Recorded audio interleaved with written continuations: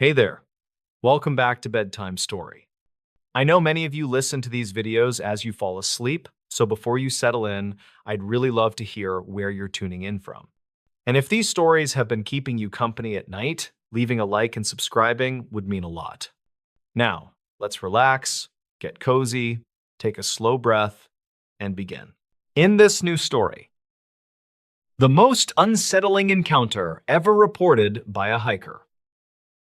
In the autumn of 2012, a report filed by an experienced hiker in western Montana quietly circulated among local investigators for years. The account never received national attention and generated little public discussion outside a handful of outdoor communities. Yet archived notes, ranger interviews, and county records preserve details that continued raising questions long after the event officially ended.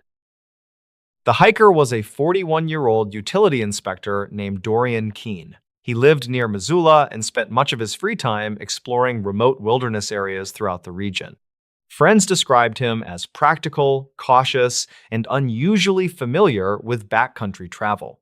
He carried detailed maps, documented routes carefully, and rarely took unnecessary risks while hiking alone. In October of that year, Dorian planned a 4-day trip into a remote section of national forest located several hours from the nearest town. His goal was simple. He wanted to photograph abandoned fire observation sites that no longer appeared on modern trail maps. Archived forestry records reportedly identified several locations that had been closed decades earlier, and Dorian hoped to document what remained before winter arrived. Weather conditions appeared ideal when he entered the wilderness shortly after sunrise on a Thursday morning. State records showed clear skies across the region and temperatures slightly above seasonal averages. Rangers working nearby later confirmed that no unusual conditions were reported throughout the area that day. Everything suggested a routine hiking trip. The first day passed without incident. Dorian covered nearly 14 miles and established camp near an elevated clearing overlooking several forested ridges. He cooked dinner before sunset and spent part of the evening reviewing maps beneath a small lantern. According to notes recovered later, he planned to reach the first abandoned observation site by midday the following morning.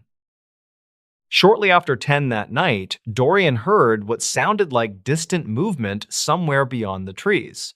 At first, he assumed a deer or elk had wandered near camp.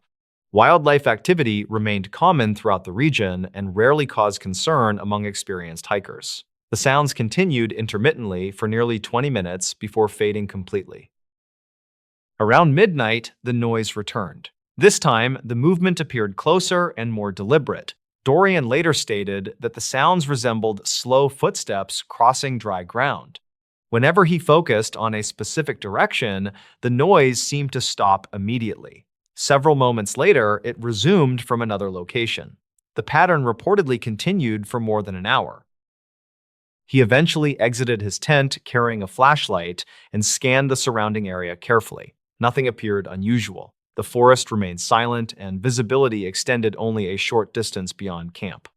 Dorian completed a full circle around the clearing before returning to his tent. According to his statement, the sounds resumed less than 10 minutes later. Morning brought no obvious explanation. Damp soil surrounded portions of the campsite, yet no tracks appeared anywhere nearby. Dorian found the situation unusual, but not alarming. After breakfast, he packed his equipment and continued toward the abandoned observation site. The remainder of the day passed normally. He photographed several deteriorating structures and documented locations listed within archived forestry records. The incident that later attracted attention occurred during his second evening in the wilderness. Dorian established camp beside a narrow ridgeline several miles from his previous location. Sunset arrived earlier than expected due to heavy cloud cover moving across the mountains.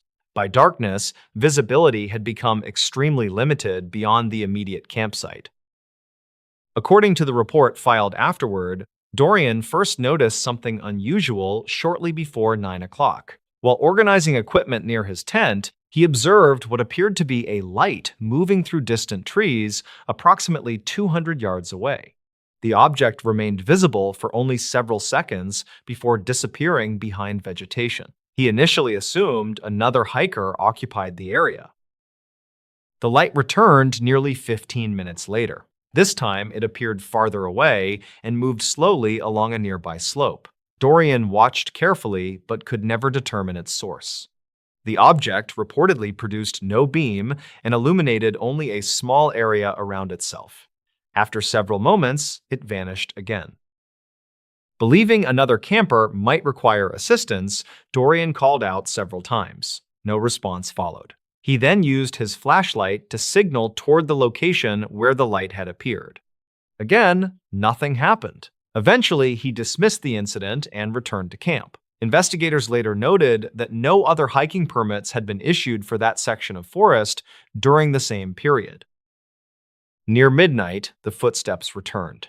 Unlike the previous evening, the sounds approached much closer before stopping. Dorian estimated that whatever produced them remained only a short distance beyond the edge of camp. He later stated that the movement continued for nearly 40 minutes without revealing a source. Every attempt to locate the noise ended unsuccessfully. Then something happened that investigators would later struggle to explain. Dorian reported hearing a voice somewhere beyond the trees.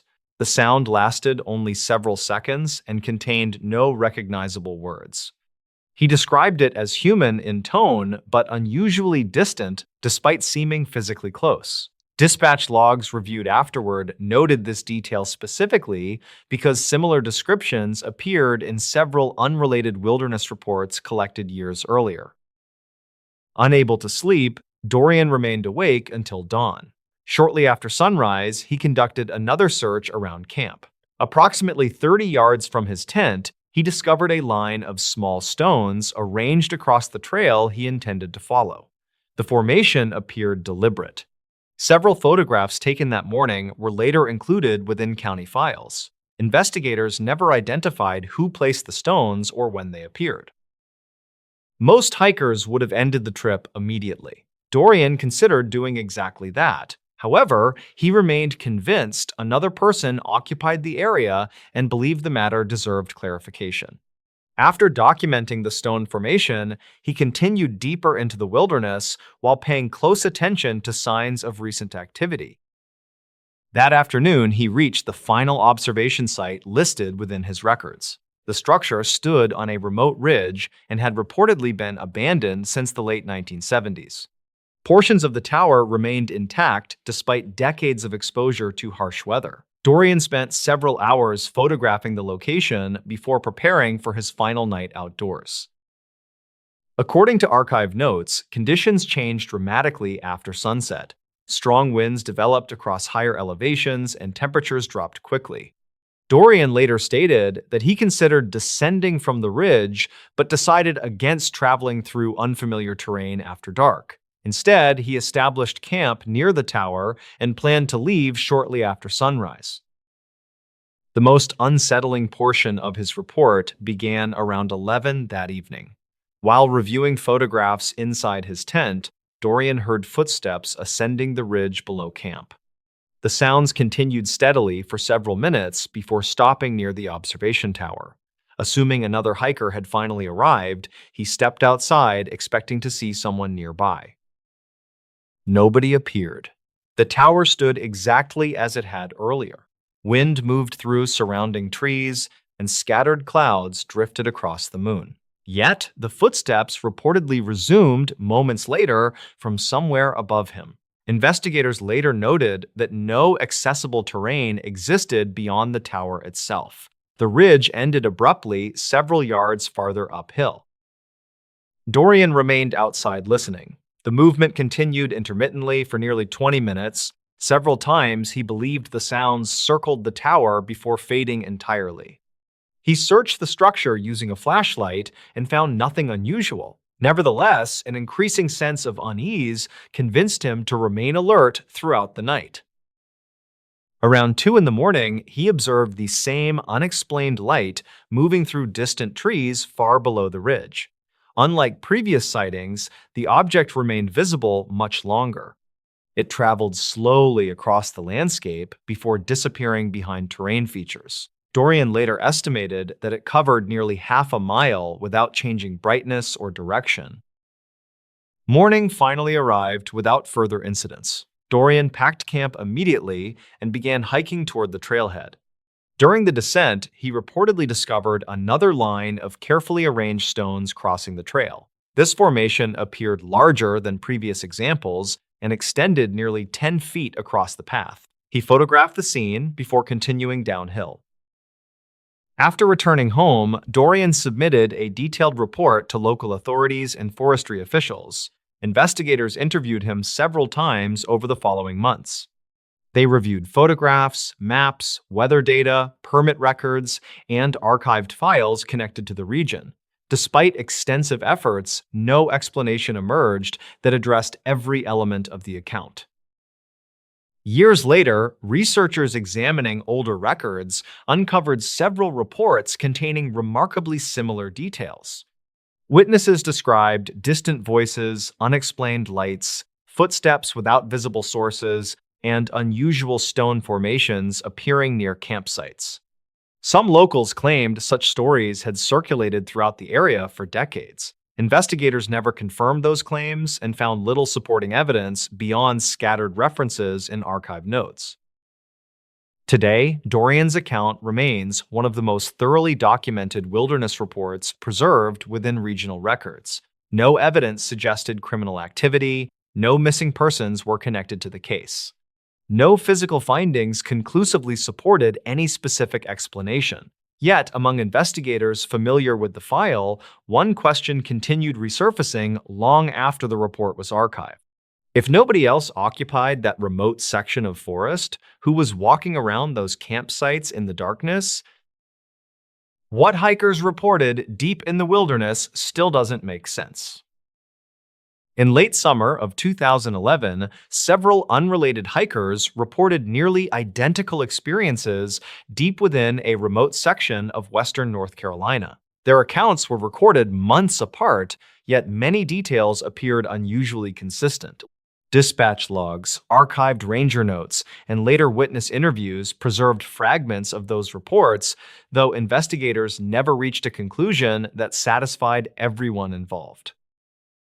One of the earliest reports came from Corbin Voss, a 37-year-old survey technician from Tennessee who spent weekends hiking remote trails. He entered the Pisgah region alone during a 3-day backpacking trip and planned to document several abandoned logging routes.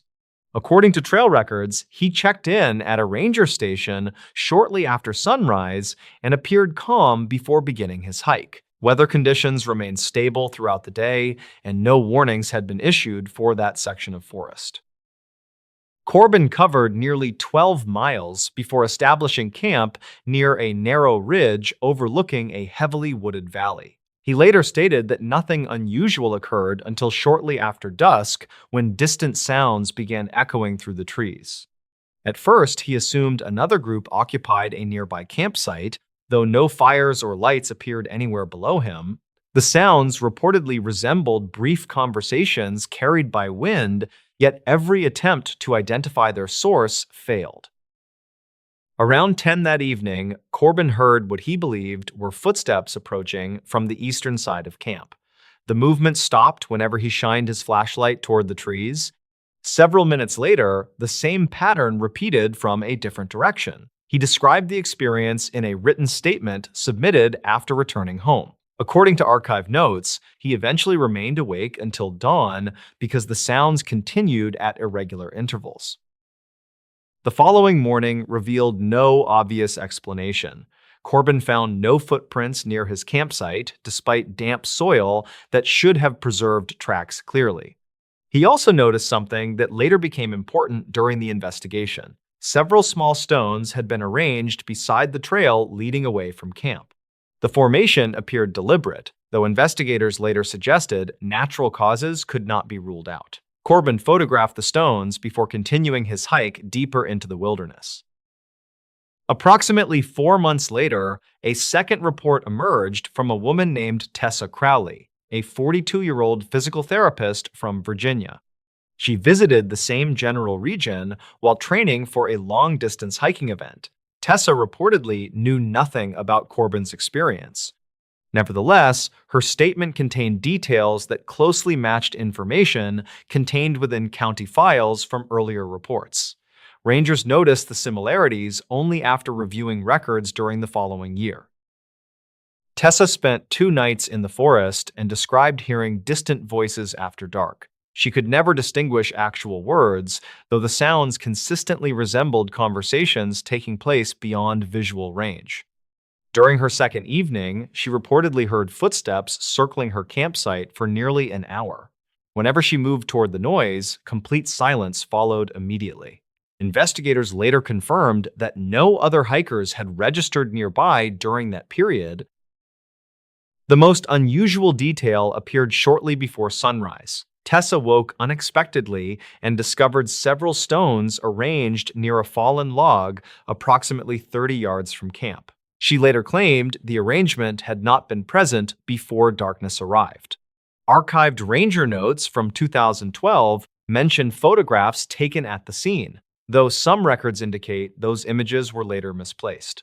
Investigators never confirmed whether the stones had any connection to other reports.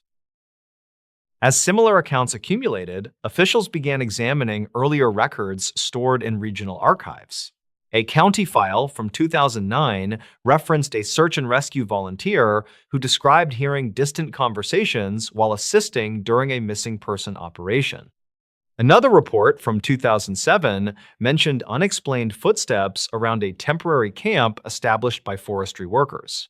Although details varied, recurring elements appeared often enough to attract attention from local authorities. By 2013, discussions about the reports reached several outdoor organizations operating throughout the Appalachian region. Some members believed environmental conditions created auditory distortions capable of producing convincing illusions. Others pointed toward wildlife activity, arguing that unfamiliar sounds frequently become exaggerated after darkness settles across remote landscapes.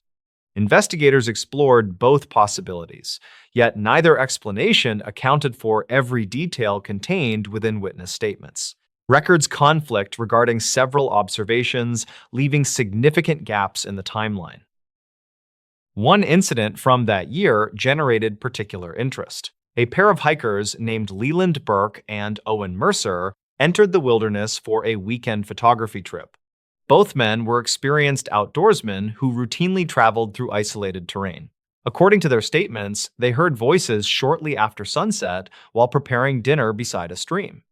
Neither individual could identify specific words, though both agreed the sounds resembled a conversation occurring just beyond sight. Leland later reported seeing a light moving slowly between distant trees across the valley. The light appeared briefly before disappearing behind thick vegetation. Owen claimed he never observed it directly, creating one of several conflicting details found throughout the case. Investigators never confirmed whether another group occupied the area that night. Searches conducted afterward located no campsites, discarded equipment, or evidence suggesting recent human activity nearby. The following morning produced another familiar discovery. Several stones rested beside the trail leading away from their campsite. Unlike previous reports, the arrangement formed a rough line extending toward denser forest. Leland photographed the scene and submitted copies during a later interview. Some locals claimed similar markers occasionally appeared throughout remote sections of the region. Investigators never confirmed those accounts and found little supporting documentation. As years passed, additional reports continued appearing within archived notes and ranger files. Many involved experienced hikers who demonstrated familiarity with wilderness conditions. Most accounts described sounds rather than visual encounters. Voices remained the most common element, followed closely by footsteps approaching campsites after dark. While each report contained differences, enough similarities existed to keep the mystery alive among those familiar with regional records. Researchers examining the case proposed several theories. Certain environmental specialists suggested unusual terrain features might reflect sound across valleys in unexpected ways. Under specific conditions, conversations occurring miles away could reportedly seem much closer than reality. Wildlife experts offered alternative explanations involving nocturnal animals whose calls occasionally resemble human voices. Neither theory addressed the recurring stone arrangements mentioned across multiple reports, separated by years and involving unrelated witnesses. A review conducted during 2019 attempted to organize every available statement into a single timeline. Investigators compared dispatch logs, archived notes, witness interviews, and state records gathered over more than a decade. Their findings revealed no evidence of criminal activity, organized hoaxes, or coordinated fabrication. However, they also failed to identify any explanation capable of connecting every reported detail. Several key documents referenced observations that could no longer be verified because supporting material had disappeared. Today, hikers continue traveling through the same wilderness without incident every year. Most never experience anything unusual and return home with ordinary stories about mountain views and long trails. Yet, scattered among those routine accounts remain a small number of reports that sound remarkably similar to statements recorded years earlier. Investigators never confirmed what caused the voices, the footsteps, or the carefully placed stones. Deep within that section of forest, what several hikers reported still doesn't make sense. In this new story, quiet California urban legends that people still whisper about at night. In 2022, state records from a coastal county in California detailed a series of strange occurrences involving hikers. Local authorities reportedly investigated multiple claims of unidentified figures moving through the dense fog during the early morning hours near Big Sur.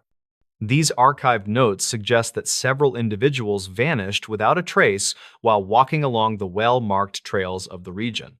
Investigators never confirmed any foul play, yet some locals claim that certain sections of the forest should remain completely avoided. The official dispatch logs indicate that search parties found only abandoned equipment left behind by the missing people during late autumn. Mark was a 34-year-old park ranger who worked specifically within the rugged terrain of the Central Coast. His daily job required him to monitor wildlife patterns and maintain the safety of the various trails used by seasonal tourists. He arrived at the remote observation station with the goal of documenting local coyote populations for a state-funded study. Records conflict regarding his exact location during the final hours of his shift before he failed to check in officially. The county file from 2009 mentions that no distress signal was ever received from his standard-issue radio equipment. Mark reportedly left his official vehicle parked at the trailhead with the engine still running and the driver door open. The search team discovered a set of footprints that appeared to lead directly into a solid wall of thick brush. Archived notes from the investigation describe how the tracks stopped abruptly, as if the person had simply vanished into thin air. State records indicate that the soil around the tracks showed no signs of a struggle or any other human presence. Investigators never confirmed if the footprints belonged to Mark or if another person had been walking in that specific area. The county file from 2009 remains one of the most puzzling cases for the local sheriff department to solve. Some locals claimed that they heard a metallic tapping sound coming from the canyon for several nights after he disappeared. Sarah was a 28-year-old freelance photographer who traveled to the area to capture the unique natural light. She spent most of her time near the cliff edges where the Pacific Ocean meets the rocky shoreline of Northern California. Her purpose for being in the location was to complete a series of images for a prestigious travel magazine project. Sarah reportedly told her friends that she felt a strange sensation of being watched while she was taking her photographs. State records show that her last social media post was a photo of the ocean taken at 4 in the afternoon. The image appears to show a dark shape standing just behind a cluster of trees on the edge of the cliff. Dispatch logs reveal that several residents called the police to report a woman screaming near the beach that same evening.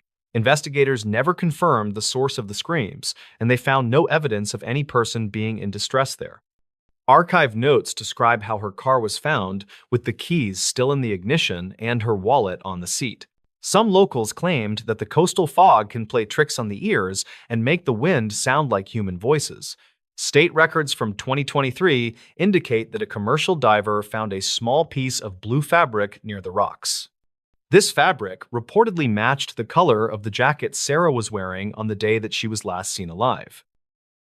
The small-town residents often speak about a third individual named David, who was a 40-year-old local historian. David spent many years collecting old maps of the Sierra Nevada mountains to find the location of the lost village. The county file from 2009 includes a map that he had hand-drawn with several red circles on it. State records show that he purchased a large amount of survival gear just 2 days before he left for his trip. Some locals claimed that David believed the lost village was protected by people who did not want to be found. Investigators never confirmed if he reached his destination, but they found his empty tent near a remote mountain stream. Archive notes mention that the tent was torn from the inside, as if something was trying to get out quickly. A local rancher reportedly told the sheriff that he saw a group of men dressed in dark clothing near the stream. Dispatch logs from 2015 indicate that the rancher was considered a reliable witness by the local authorities at the time. State records show that the men were never identified and they seem to have no connection to the nearby towns. Records conflict regarding whether the men were carrying tools or if they were simply walking through the dense forest area. Investigators never confirmed if these men were related to the disappearance of David or the other missing hikers in California. The county file from 2009 mentions that several other historians had disappeared in the same region over decades.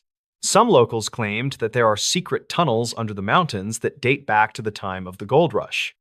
State records indicate that no such tunnels have ever been officially discovered by geologists or by any modern survey teams. Archived notes from 2012 describe a series of low-frequency vibrations that were recorded by seismic sensors in the area. Investigators never confirmed the cause of these vibrations, but they noted that the local wildlife became very agitated and loud. Records conflict on whether these events are linked to the urban legends that continue to haunt the rural coastal towns. Another report in the dispatch logs from 2019 describes a driver who claimed to see a transparent figure on Highway 1. The driver was a 50-year-old long-haul trucker who had been working the California routes for 20 years. He reportedly saw a person standing in the middle of the road during a heavy rainstorm near the Big Sur Bridge. State records show that he slammed on his brakes, but there was no impact and no body was ever found. Investigators never confirmed if the trucker was suffering from fatigue or if he truly saw something on the lonely road. Archived notes from the Highway Patrol mention that 3 other drivers reported the same figure during that specific weekend. Some locals claimed that the figure is a woman who vanished from a nearby resort during the summer of 1990. Records conflict regarding her name, but the county file from 2009 contains a missing person report from that era. State records indicate that she was a 42-year-old tourist from Oregon who was visiting the coast alone. Dispatch logs from 1990 show that her hotel room was left exactly as if she intended to return shortly. Investigators never confirmed any leads in her case, and the file was eventually moved to the cold case department for review. The archive notes mention that her footprints were found leading away from the resort and into the deep ocean water. In 2021, a group of researchers found a set of old keys buried in the sand near the cliffs. The county file from 2009 lists these keys as a possible match for a car owned by David. State records show that the keys were heavily corroded, but they still functioned when they were tested on a similar lock. Some locals claimed that finding the keys was a sign that the missing people are still present in the area. Investigators never confirmed this theory, and the keys were placed into an evidence locker for further study by forensic teams. Archived notes from the lab report indicate that there was no usable DNA found on the surface of the metal. Dispatch logs from the winter of 2024 mention a series of strange phone calls to the local police station. The callers reportedly heard nothing but heavy breathing and the sound of waves crashing against the rocks on the line. State records show that these calls were traced back to a phone booth that had been disconnected for 15 years. Investigators never confirmed how a disconnected phone could make outgoing calls to the emergency dispatch center during the middle of the night. Records conflict on whether this was a technical glitch in the aging phone system or a series of deliberate pranks. Some locals claimed that the calls always happen on the anniversary of the major disappearances in the coastal region. Archive notes from a retired sheriff detail his personal belief that the geography of California hides many secrets from the public. He reportedly spent his retirement years cataloging the various urban legends and mapping them against the official state records of incidents. The county file from 2009 contains a letter he wrote to the governor regarding the high number of cases. State records show that the governor never responded to the letter, and the sheriff passed away in 2021. Investigators never confirmed if his research had any merit or if he was simply an old man with too much time. Some locals claimed that his private journals were taken by men in dark suits after his funeral ended. Records conflict regarding the contents of those journals, but some believe they contained the truth about the missing people of California. Archive notes from a local librarian suggest that the sheriff had found a pattern in the dates of the disappearances. State records show that most of the events occur during the transition between the spring and the summer seasons each year. Dispatch logs from 2025 indicate that 2 more hikers have gone missing near the same coastal trail system.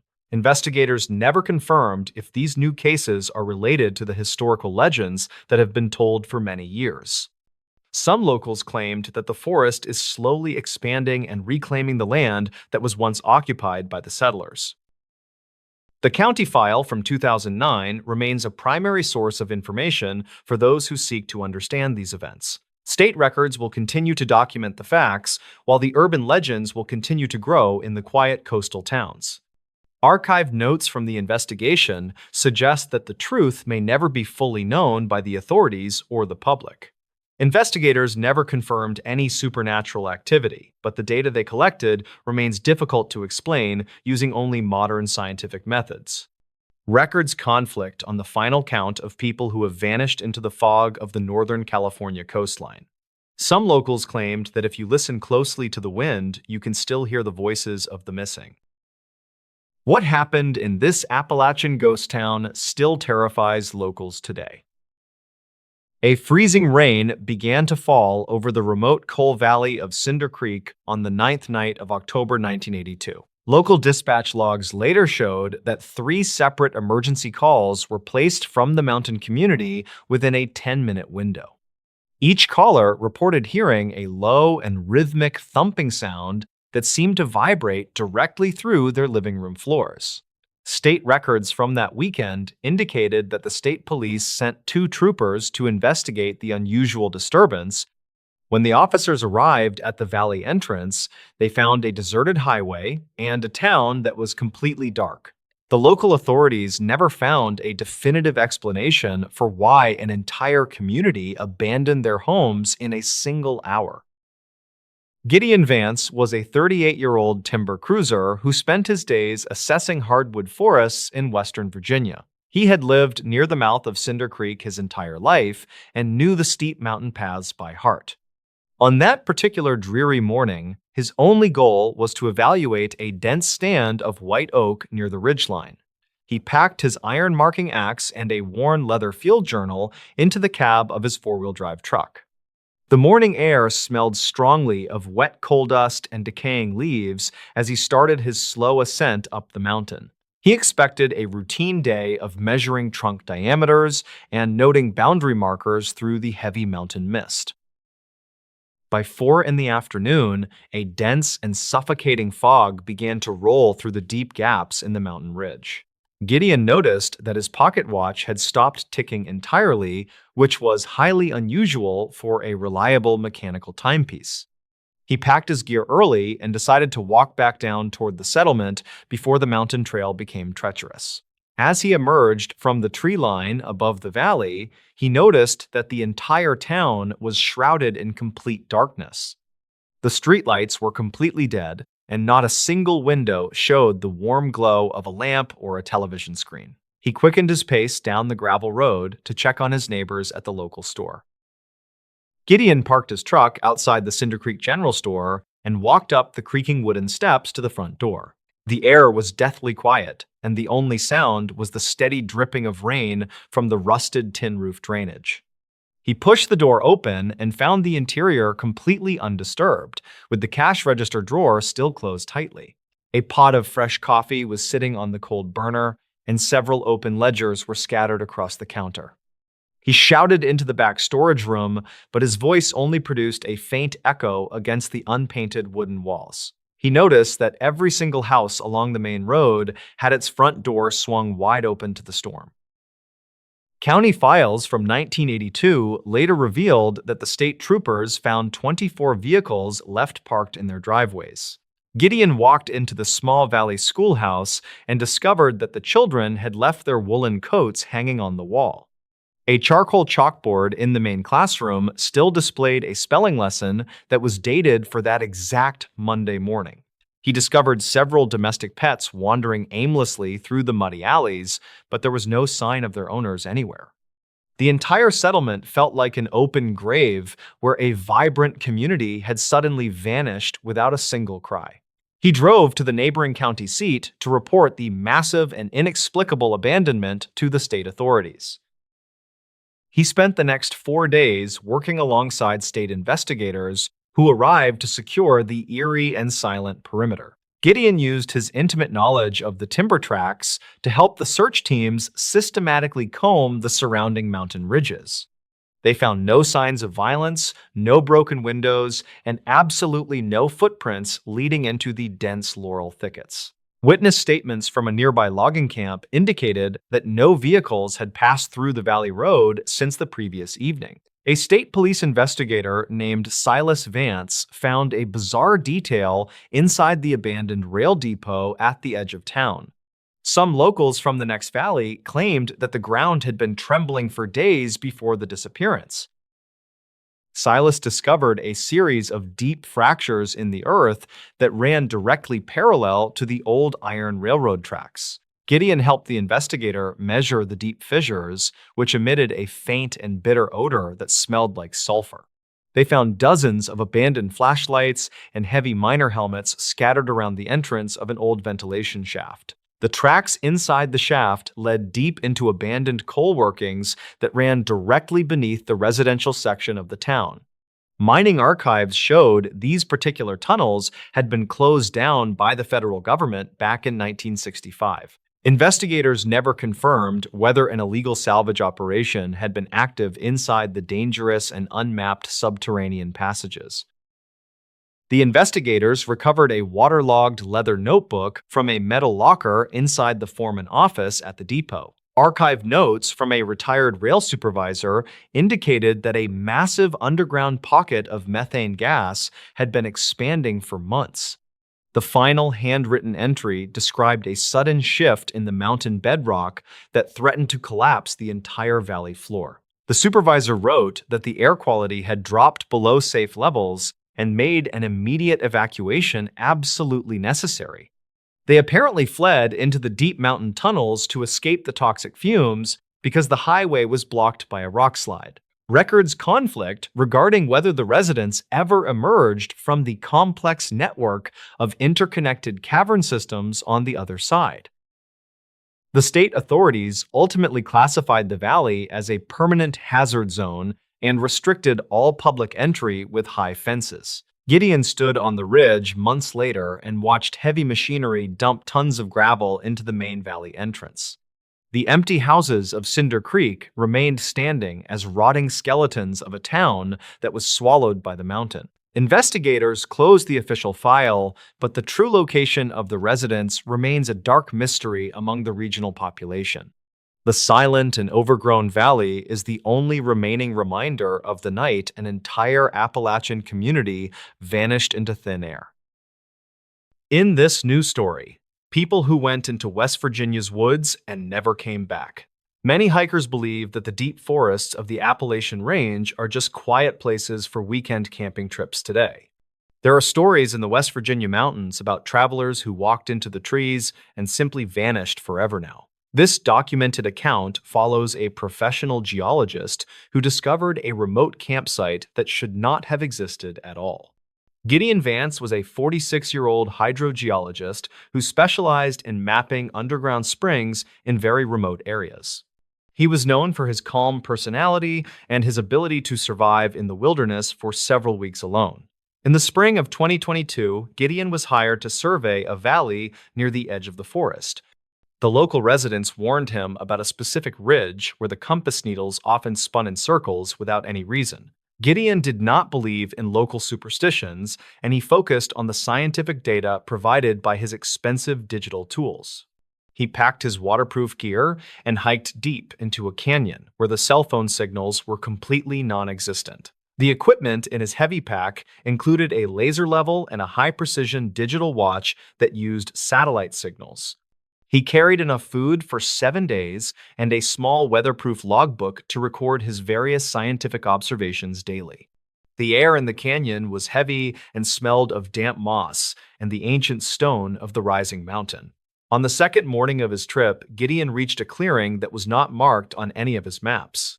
He found a canvas tent that looked like it belonged in the 1950s, sitting near a cold stone fire. There were no modern items like plastic bottles or synthetic fabrics anywhere near the small and very quiet campsite. He called out to see if anyone was nearby, but the only response was the sound of the wind through. Gideon approached the tent and noticed a cast iron skillet sitting on the rocks with fresh bacon grease inside it. He felt a sudden chill even though the sun was shining brightly over the high ridges of the deep valley. Inside the tent, he found a wooden crate containing supplies and a tattered leather journal with yellowed and fragile pages. The handwriting was neat and described a hiking trip taken by two brothers in the summer of 1954. He noticed that the local wildlife seemed unusually quiet, which was a detail he noted in his small weather logbook. The silence of the forest seemed to press against his ears as he turned the brittle pages of the old book. The final entry was dated June 12th and mentioned a strange humming sound coming from the rocks nearby that morning. Gideon looked at the ground and saw a pair of leather boots that looked brand new despite the vintage style. He picked up a newspaper from the crate and saw the headline was from the year 1954 today. He heard a branch snap behind him and turned to see two men wearing heavy flannel shirts and denim pants. The men looked confused and asked Gideon why he was wearing such strange and brightly colored synthetic hiking clothes today. They explained that they had only been camping for 2 days and were waiting for their father to return soon. Gideon realized with a shock that these men matched the descriptions of two brothers who disappeared 70 years ago today. He checked his watch and noticed that the date on his digital screen was now flickering between different years rapidly. The brothers, whose names were Alistair and Emmett, noticed the laser level on his tripod and backed away in terror. Gideon tried to explain that he was a scientist, but his voice sounded like it was coming from far away. He felt a sense of overwhelming vertigo, as if the ground beneath his boots was turning into a gray mist. He ran back toward the main trail and did not look back at the clearing or the two lost brothers. The woods looked different in the fading light, and every tree seemed to shift its position when he turned now. When he reached his truck, he found that the police were already there searching for a missing man named Gideon. The officer named Dalton Grady told him that he had been missing for over 3 weeks in the deep woods. Gideon felt like he had only been away from his vehicle for 2 hours before he reached the main road. He checked his pack and found the leather journal from 1954 sitting right on top of his maps. The final page now had a new entry that described a man in bright orange clothes who visited their camp. Gideon never returned to that part of the West Virginia forest, and he left the geology profession shortly after that. He still dreams about the humming sound in the rocks and the smell of the fresh bacon in the woods. The mountains of West Virginia continue to hold their secrets in the deep places where time does not always move. Some structures are not built of wood and stone, but are woven into the very fabric of the passing years. If you find yourself lost in the woods near the border, you should probably keep moving until the sun comes. The ending of the tale sounds fake until you see the journal and the date written in your own hand. The truth is a shadow that follows you home from the woods and stays with you until the very end. This event remains one of the most puzzling cases in the archives of the local search and rescue teams today. Witness statements from the family members of the missing brothers confirm that the handwriting in the journal is perfectly authentic. The police files include photographs of the campsite that Gideon found, but the clearing was empty when they arrived there. They found no tent and no fire and no signs of the two brothers who had been seen by Gideon. The only evidence left behind was the journal that Gideon had taken from the wooden crate during his initial discovery. Forensic analysis of the paper showed that it was manufactured in the early 1950s, but it showed no aging. The ink was still fresh, and the leather binding had not yet developed the cracks typically found on antique books. Geologists who studied the canyon reported that the rock formations contain unusual magnetic properties that might affect local electronic devices. Some researchers believe that the humming sound Gideon heard was a result of geological pressure deep within the mountain range. Others suggest that the canyon is a place where different eras overlap for a few minutes when the weather changes. Gideon Vance spent several years trying to understand the physics of his experience, but he never found a clear answer. He often visits the county library to look at the missing persons files from the middle of the last century. He found a report about Alistair and Emmett that mentioned they were last seen carrying a heavy canvas camping tent. The photograph in the file showed two young men who were the exact same people Gideon met in the clearing. Their father had also disappeared that same week and was never found by the police or the local search parties. The case remains officially open because the bodies of the brothers were never recovered from the deep and dark woods. Gideon believes that the brothers are still in the canyon waiting for their father to return to their small camp. He often wonders if they saw him as a ghost from the future or a demon from another world entirely. The memory of their confused faces stays with him, and he can still hear their voices in his quiet mind. The forest has grown over the trails that lead to that specific coordinate, and the maps are no longer accurate. The government has restricted access to the valley, citing environmental concerns and the danger of the steep and rocky terrain. Most people who live in the area avoid the mountain and tell their children to stay away from the trees. They know that the woods can take a person and hold them for 70 years without letting them grow old. The silence of the mountain is a warning to those who think they can master the secrets of the wild. If you hear a humming sound in the rocks, you should turn around and run as fast as you. Do not look for the clearing and do not speak to the men who are wearing the flannel shirts today. The past is a dangerous place, and it does not always let you return to the present day in one fort. The ending of the story is the part that stays with you when you are walking alone in the night.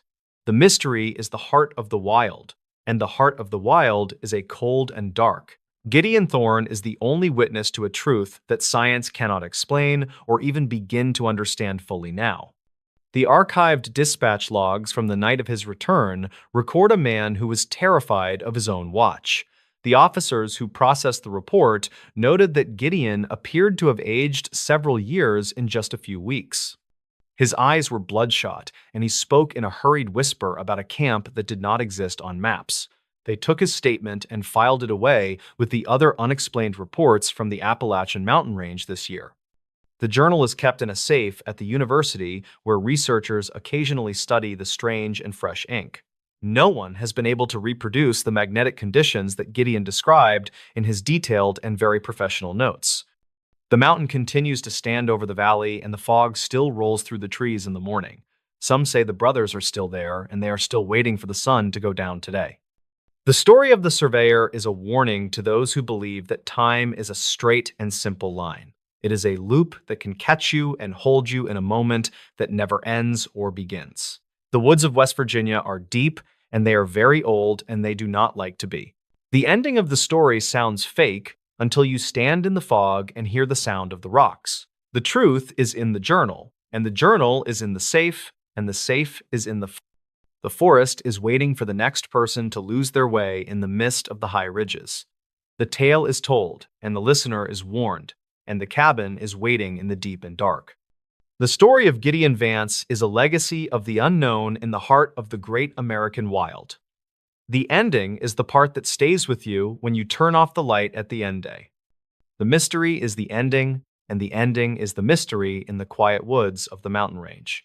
The story is finished, and the forest is dark, and the mountains are silent, and the truth is free. The geologist is home, and the camp is gone, and the brothers are waiting for their father to return soon. The ending is the beginning of the next story, in the heart of the great and ancient mountain wild. The tale of the man who saw the past in the present is done for now in the woods are calling and the fog is rolling and the mystery is yours to keep for a long. The ending is the silence that follows the final word of the story of the lost and the truth. The truth is a shadow in the trees, and the trees are the only ones who know the secrets. The story is done and the fire is out, and the dark is all that remains in the fire.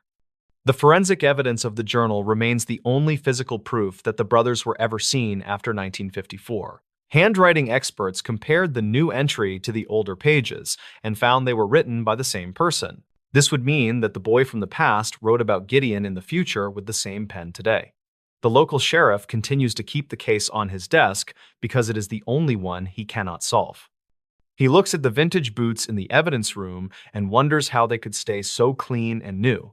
The valley is a place where the air stays still and the seasons do not follow the normal calendar cycles. Gideon Vance never went back to the mountains, and he never looked at another digital watch for his entire life. He preferred the steady ticking of an old mechanical clock that stayed in the present moment with him at home. The story of the disappearance is told in hushed tones by the residents of the nearby mountain town of Blackwood. They know that the woods are not just trees and rocks, but are a living part of the local Blackwood. The mystery is a gift for those who listen to the whispers of the wild and the hidden places now. The ending of the tale is the part you will remember when you are walking alone in the forest. The story is a circle, and the circle is a map, and the map leads back to the start. The truth is a fire that burns in the heart of the dark and the silence of the mountain. The unmarked road, hidden deep in Appalachia. Deep in the heavily forested Appalachian Mountains of West Virginia, a lost driver experienced a completely unexplainable, terrifying event. During the bitter winter of 2020, a dedicated commercial trucker encountered something that defies basic, logical, scientific explanation. What local authorities eventually uncovered completely destroyed the quiet, peaceful illusion of that specific dark rural mountain community forever. Archive notes from the massive official investigation describe a highly disturbing timeline of events that still haunts state police today. 42-year-old Arthur Pendleton worked as a dedicated commercial transport driver, simply trying to finish his route. His isolated route forced him through a highly outdated rural mountainous region located miles away from any major modern interstates. His primary daily objective required him to safely deliver heavy industrial equipment completely alone during the long, dark winter nights. The county file from 2009 actually mentioned several highly unusual missing traveler cases originating from that exact region. Arthur arrived on November 12th and immediately began carefully navigating the icy, narrow roads while listening to the quiet radio. The first quiet, freezing hours passed entirely without any significant dangerous incidents, as the exhausted driver cautiously navigated sharp turns. State records confirm that severe, scattered winter storms unexpectedly bypassed their specific elevation despite highly ominous regional weather forecast predictions. However, Arthur stopped his massive truck shortly after midnight because he clearly saw a massive fallen tree blocking the highway. He initially assumed a severe winter windstorm had aggressively knocked the massive dead pine completely across the designated rural road. When he cautiously looked directly at his digital navigation map, he noticed a highly obscure, unmarked dirt bypass road nearby. Arthur aggressively turned his heavy commercial vehicle onto the unpaved path, hoping to safely bypass the massive, solid wooden obstruction. The highly stressful situation escalated drastically during that dark hour when an awful chemical smell suddenly arrived continuously inside there. Reportedly, the foul, suffocating odor tightly resembled burning synthetic plastic, mixed heavily with the sharp scent of raw industrial sulfur. The isolated, terrified driver immediately started coughing violently and aggressively struggling to breathe properly inside the completely sealed truck cabin. Arthur quickly grabbed his portable emergency radio to call for immediate outside medical assistance, but only received loud, aggressive static. Dispatch logs show no emergency distress calls were ever successfully officially recorded by the regional sheriff department during that night. Suddenly, a massive, unseen, heavy physical force violently shook the solid dirt foundation and violently rattled the thick truck windows. Arthur scrambled frantically behind the heavy wooden steering wheel and desperately aimed his high-powered security flashlight toward the trees. The glowing beam instantly revealed an enormous, intense, dark mass standing perfectly still directly behind the parked commercial delivery truck. The strange dark anomaly lacked any discernible biological features and completely blocked the normal, bright ambient light from the moon. Records conflict regarding exactly how long he silently, terrifyingly watched the imposing tall anomaly before it slowly, finally, silently retreated. Arthur frantically, urgently insisted he absolutely needed to completely abandon the dangerous dirt road and aggressively reverse his heavy vehicle. He completely strongly pushed the heavy transmission lever, but he soon realized the main electrical engine panel was displaying sparks. He was effectively hopelessly trapped inside a massive, unforgiving wilderness region known for permanently disorienting, highly experienced commercial delivery drivers. The desperate, anxious driver decided to blindly, violently run toward the back, hoping to retrieve his heavy defensive metal tools. He confidently, blindly sprinted continuously through the freezing dark dirt road until he eventually physically discovered massive, strange, deep tracks. Arthur remained entirely, completely, silently hidden behind the thick, solid metal trailer while intensely listening for any sudden, aggressive movements. Archived notes from Arthur stated he repeatedly caught brief, terrifying glimpses of pale, smooth, large objects moving swiftly near trees. Every single time he abruptly, cautiously raised his head to firmly point out the hidden observer, the pale shapes vanished. Utter physical mental exhaustion eventually heavily forced him to quickly, carefully establish a completely vulnerable, unprotected defensive position down low.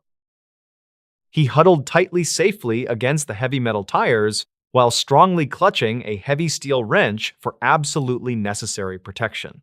Around 2 in the freezing morning, the surrounding dark, dense woods suddenly fell totally dead silent as freezing winds stopped. A deep, guttural, mechanical humming sound slowly, continuously began to violently vibrate through the damp dirt beneath the rubber tires. Some locals claimed strange underground natural gas releases occasionally plagued the Appalachian region, but geologists officially formally found zero evidence. Arthur frantically, aggressively scanned the pitch-black distant tree line with his heavy flashlight, but the expensive digital battery died. He silently screamed internally in absolute, sheer, unadulterated terror when a tall, pale, smooth shape casually stepped near the vehicle. The towering, featureless, pale entity did not overtly, aggressively attack the reinforced metal, but simply stood motionless, completely staring blankly. Arthur slowly, hesitantly gripped his heavy steel wrench tightly, but his frozen, numb fingers were constantly heavily trembling, extremely violently. The bizarre, towering, unknown creature emitted another deep, deafening, humming vocalization that violently, instantly, completely shattered the thick truck windows. Plunged into total, suffocating, pitch-black darkness outside the truck, the terrified driver blindly, frantically crawled toward the deep brush. He hopelessly, blindly waited continuously inside the highly secure, hidden, thorny bush until the early morning sunlight eventually safely arrived. A commercial timber delivery operator miraculously happily found the rural vehicle completely abandoned near the heavily designated gravel access channel. The highly traumatized young driver was severely badly dehydrated and suffering from multiple minor bleeding lacerations caused by broken glass. State records confirm he was quickly, safely, immediately transported to a local regional medical hospital and strictly treated for shock. When heavily armed local police deputies eventually carefully, safely navigated back to retrieve the abandoned truck, they discovered sheer chaos. The heavy, durable steel vehicle doors were entirely melted into toxic puddles, and all metal engine components were twisted. Arthur was tragically completely unable to mentally process his terrifying experience, despite the massive, highly coordinated regional psychological support presence. Highly trained tracking search dogs entirely lost any distinct individual scent trails near the steep edge of the woods. Law enforcement officials firmly suspected the quickly fleeing driver accidentally entirely hallucinated the terrifying, massive, deep, dark entity. However, they absolutely could not realistically explain how the heavy steel doors were completely melted by extreme high temperatures. The overwhelming, putrid atmospheric sulfur smell and the highly localized underground ground vibrations also strictly remained totally, officially unsolved. Arthur permanently, fully abandoned his promising commercial transport delivery plans and rapidly moved to a bustling, noisy, populated city. He strictly refused to conduct any further public media interviews regarding his terrifying, unexplainable, deep, dark road experiences. He eventually, quietly, safely wrote a highly obscure, completely anonymous internet blog detailing his intense, lingering, severe, heavy psychological trauma. Reportedly, he severely suffered from chronic daily heavy insomnia and constant terrifying nightmares featuring tall, faceless, smooth, looming entities. Dispatch logs regularly show he frequently frantically called local urban police authorities, continually complaining about strange, heavy mechanical vibrations. The deep, dark, isolated, unmarked mountain road remains thoroughly abandoned and heavily feared by many local residents. Experienced local rural highway patrolmen aggressively, strictly discourage overly ambitious amateur novice drivers from widely exploring that specific acreage. Official public state records conflict regarding the actual total highly accurate number of missing traveler cases strictly linked to wilderness. Some ambitious, independent amateur internet investigators occasionally completely venture into the dark, unmarked road, hoping to finally capture evidence. Most of them always safely return completely empty-handed, while a few others quickly emerge with deeply unsettling, disturbing stories. The absolute, total, complete lack of any definitive, hard physical evidence continually, profoundly frustrates those who genuinely believe Arthur. The completely destroyed internal security cameras permanently erased any potential digital visual proof of the giant outside entity. Vociferous internet online skeptics loudly, aggressively argue that sheer blind panic and total utter darkness successfully transformed reality. Archive notes thoroughly gathered from the official local police investigation strictly concluded that an undocumented toxic gas leaked. Yet the exact, highly specific, true physical origin nature of those massive, perfectly smooth circular tracks remains officially contested. University biology science experts permanently dismiss the crazy, ridiculous, bizarre idea of a completely unknown, massive humanoid animal. They strongly argue that an active, healthy, massive breeding population of large, hidden creatures would leave physical evidence.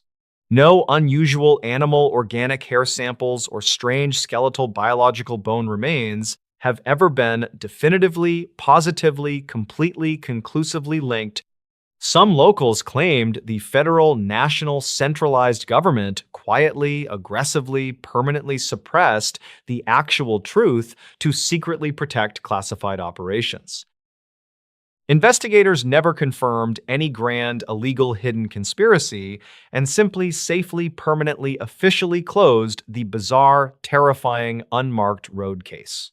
Arthur constantly refuses to leave his secure concrete urban apartment whenever the winter season finally slowly descends upon the city. He strictly, violently demands that every single heavy deadbolt lock remains securely fastened throughout the entire duration of the night.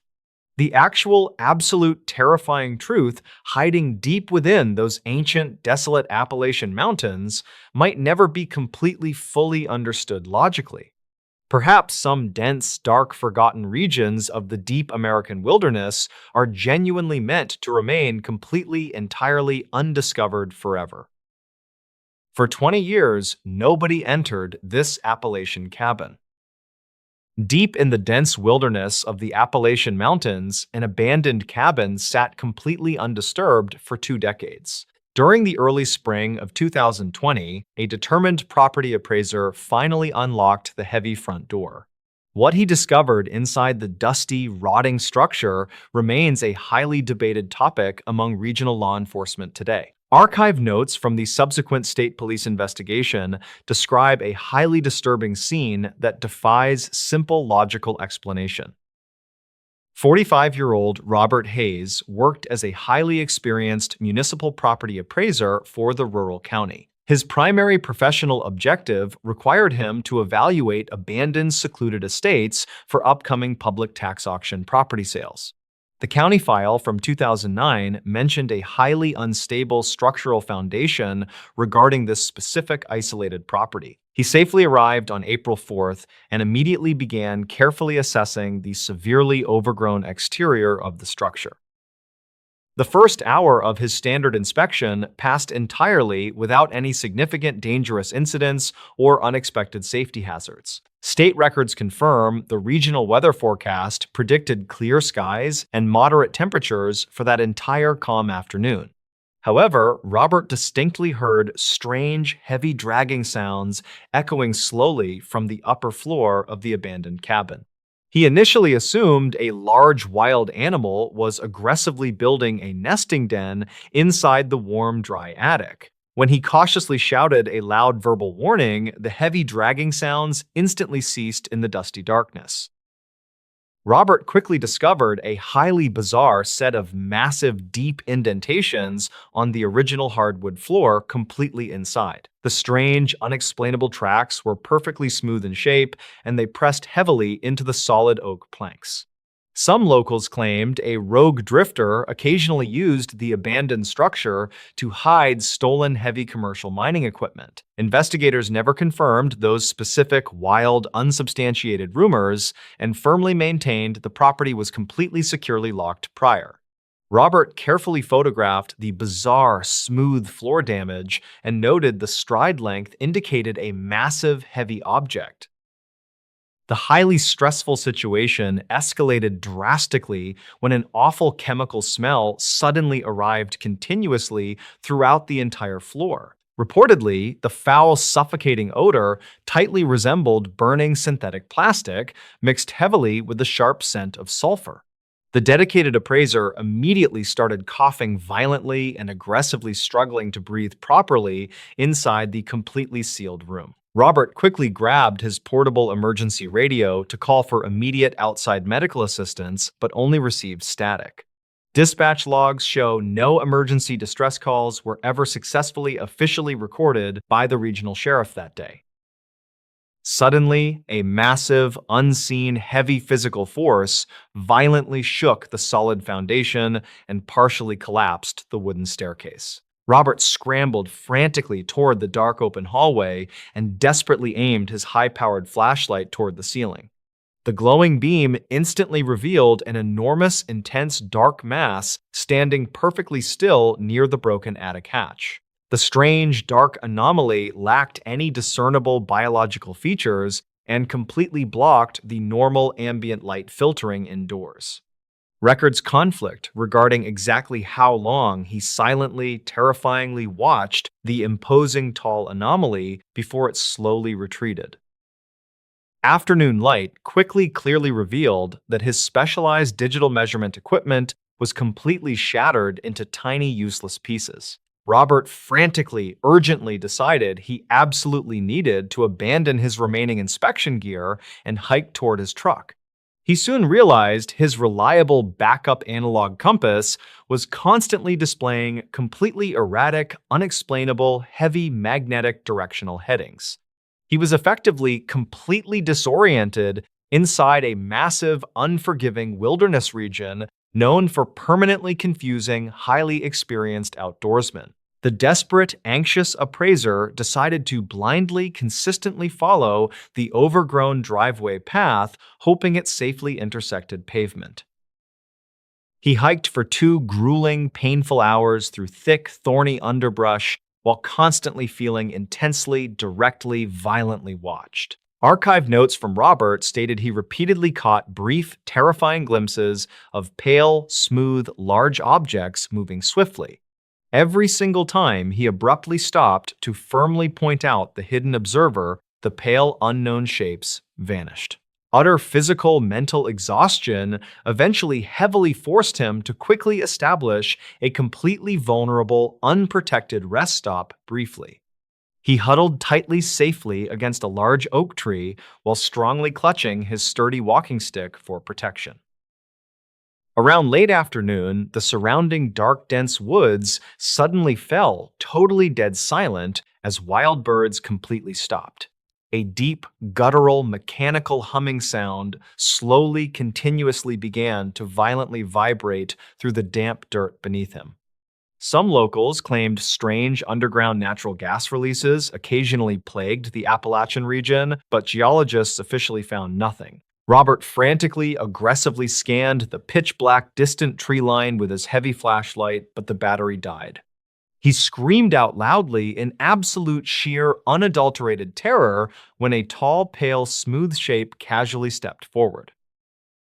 The towering, featureless, pale entity did not overtly, aggressively attack him, but simply stood motionless, completely staring blankly. Robert slowly, hesitantly reached for his heavy orange safety whistle, but his frozen, numb fingers were constantly trembling. The bizarre, towering, unknown creature emitted another deep, deafening, humming vocalization that violently, instantly rattled his internal chest. Plunged into total, suffocating, pitch-black panic, the terrified appraiser blindly, frantically ran into the treacherous, dense woods. He hopelessly, blindly sprinted continuously through the thick, tangled brush until he eventually physically collapsed near the highway. A commercial delivery truck driver miraculously happily found Robert wandering aimlessly near a heavily designated rural gravel shoulder. The older traumatized appraiser was severely, badly dehydrated and suffering from multiple minor bleeding lacerations caused by branches. State records confirm he was quickly, safely, immediately transported to a local regional medical hospital and strictly treated. When heavily armed local police deputies eventually carefully navigated back to retrieve the abandoned property, they discovered chaos. The heavy, durable wooden cabin doors were completely, entirely melted into toxic puddles and all metal hinges twisted. The intense subsequent official police investigation failed to produce any logical, rational, scientific answers regarding the strange destruction. Law enforcement officials strongly, firmly suspected a highly aggressive local squatter had simply violently rigged the deserted property. However, they absolutely could not logically, realistically explain how the heavy wooden framing was completely melted by temperatures. The overwhelming, putrid atmospheric sulfur smell and the highly localized underground ground vibrations also strictly remained completely unsolved. Robert permanently fully abandoned his promising county property appraisal career and rapidly moved to a bustling, noisy city. He completely, absolutely, strictly refused to conduct any further public media interviews regarding his terrifying, unexplainable cabin experiences. He eventually quietly, safely wrote a highly obscure, completely anonymous internet blog detailing his intense, lingering, severe trauma. Reportedly, he deeply severely suffered from chronic, daily heavy insomnia and constant, terrifying nightmares featuring tall, smooth entities. Dispatch logs regularly show he frequently, frantically called local urban police authorities, continually complaining about heavy vibrations. The actual, true, physical nature of what currently securely resides deep inside that rugged Appalachian cabin remains unspoken. In this new story, true creepy and scary horror stories from the Appalachian Mountains. In the autumn of 2021, a 24-year-old hiker named Elias Thorne, who worked as a land surveyor, entered the dense timber of the Monongahela National Forest for a weekend trek. He intended to document seasonal soil erosion patterns along the high ridges near the West Virginia border while testing new GPS equipment in deep terrain. Local dispatch logs from that evening indicate that the weather turned abruptly and a thick fog settled over the limestone valleys without any prior warning. Elias was a seasoned outdoorsman who understood the risks of the Appalachian landscape, but he reportedly failed to check in with his emergency contact.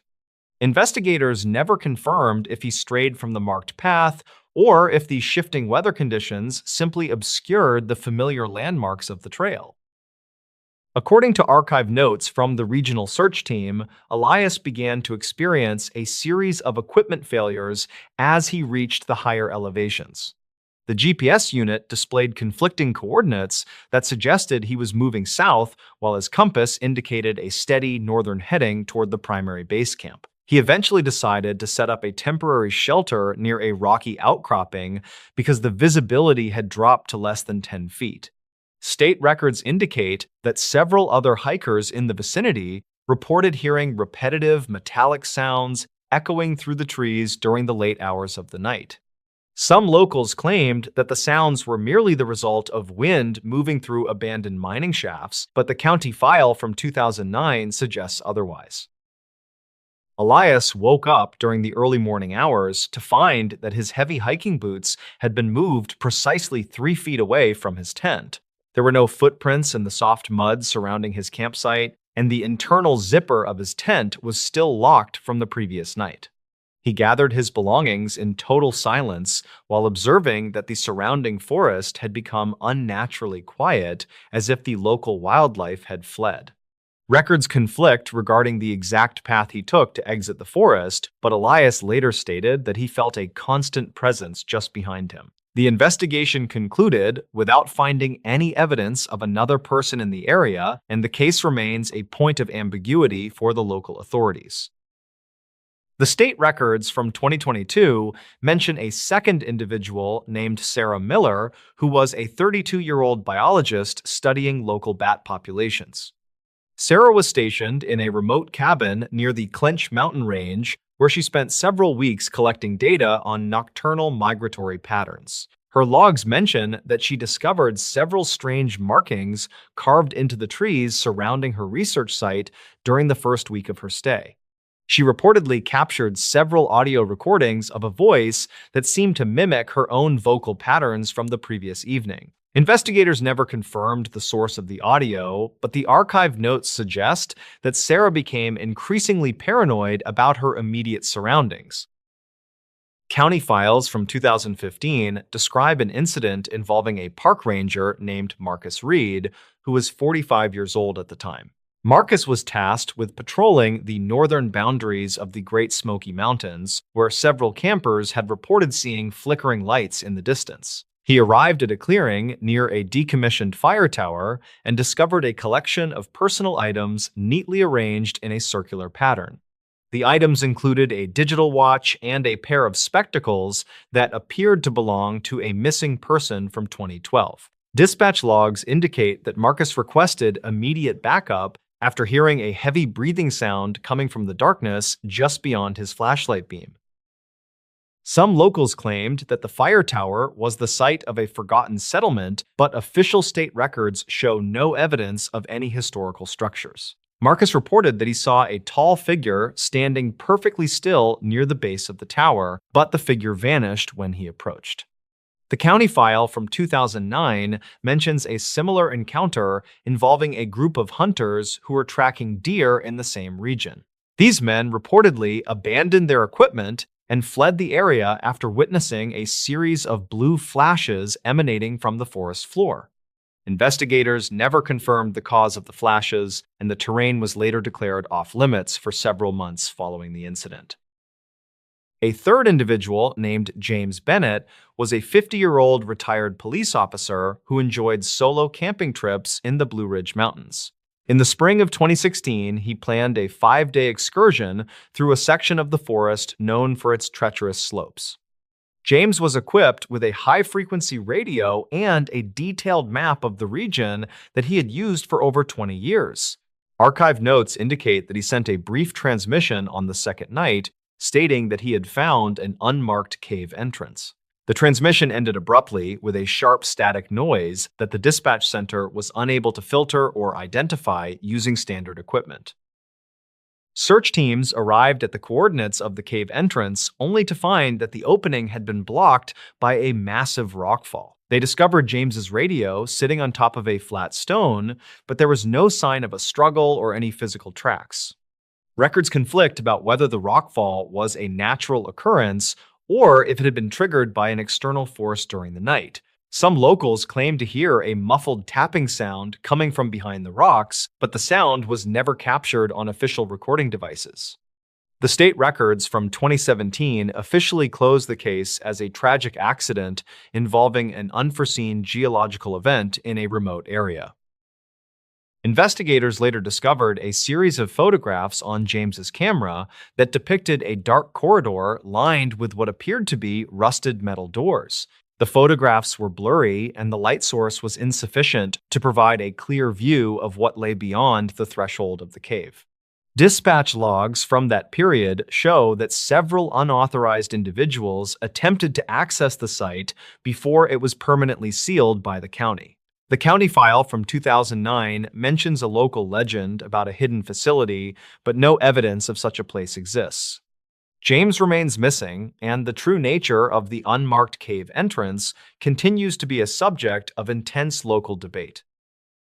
In the winter of 2018, a 29-year-old geographer named Thomas Vance traveled to the rural outskirts of Kentucky. Thomas was employed by a private environmental firm to map the underground water tables and limestone aquifers hidden beneath the rugged hills. He reportedly established a base camp in a valley that local residents often avoided due to the frequent presence of heavy ground mist. State records from that month indicate that Thomas made several calls to his supervisor regarding anomalous readings on his seismic detection tools.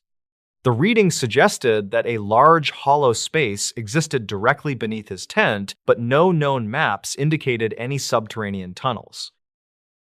According to dispatch logs, Thomas reported that the ground beneath his feet felt like it was vibrating rhythmically every night at 3 a.m. He decided to document the phenomenon using a high-sensitivity microphone and a series of motion sensors placed around the valley floor. Archived notes show that Thomas recorded a sound that resembled a low-frequency hum that caused structural damage to his electronic gear. Investigators never confirmed the source of the vibration, but the county file from 2009 mentions similar reports from local farmers.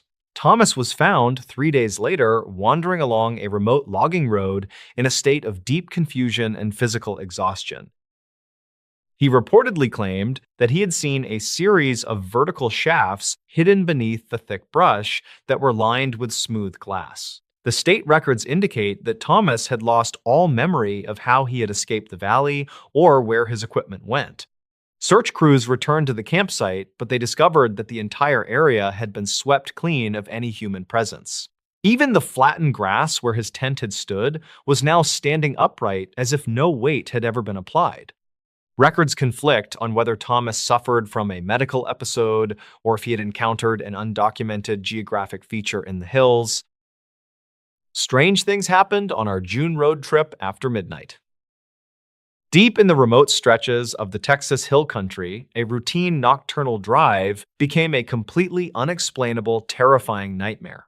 During the incredibly humid summer of 2022, young travelers encountered something that defies basic, logical, scientific explanation.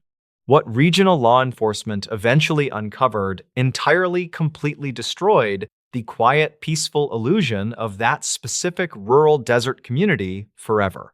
Archived notes from the massive official investigation describe a highly disturbing timeline of events that still haunts state police today.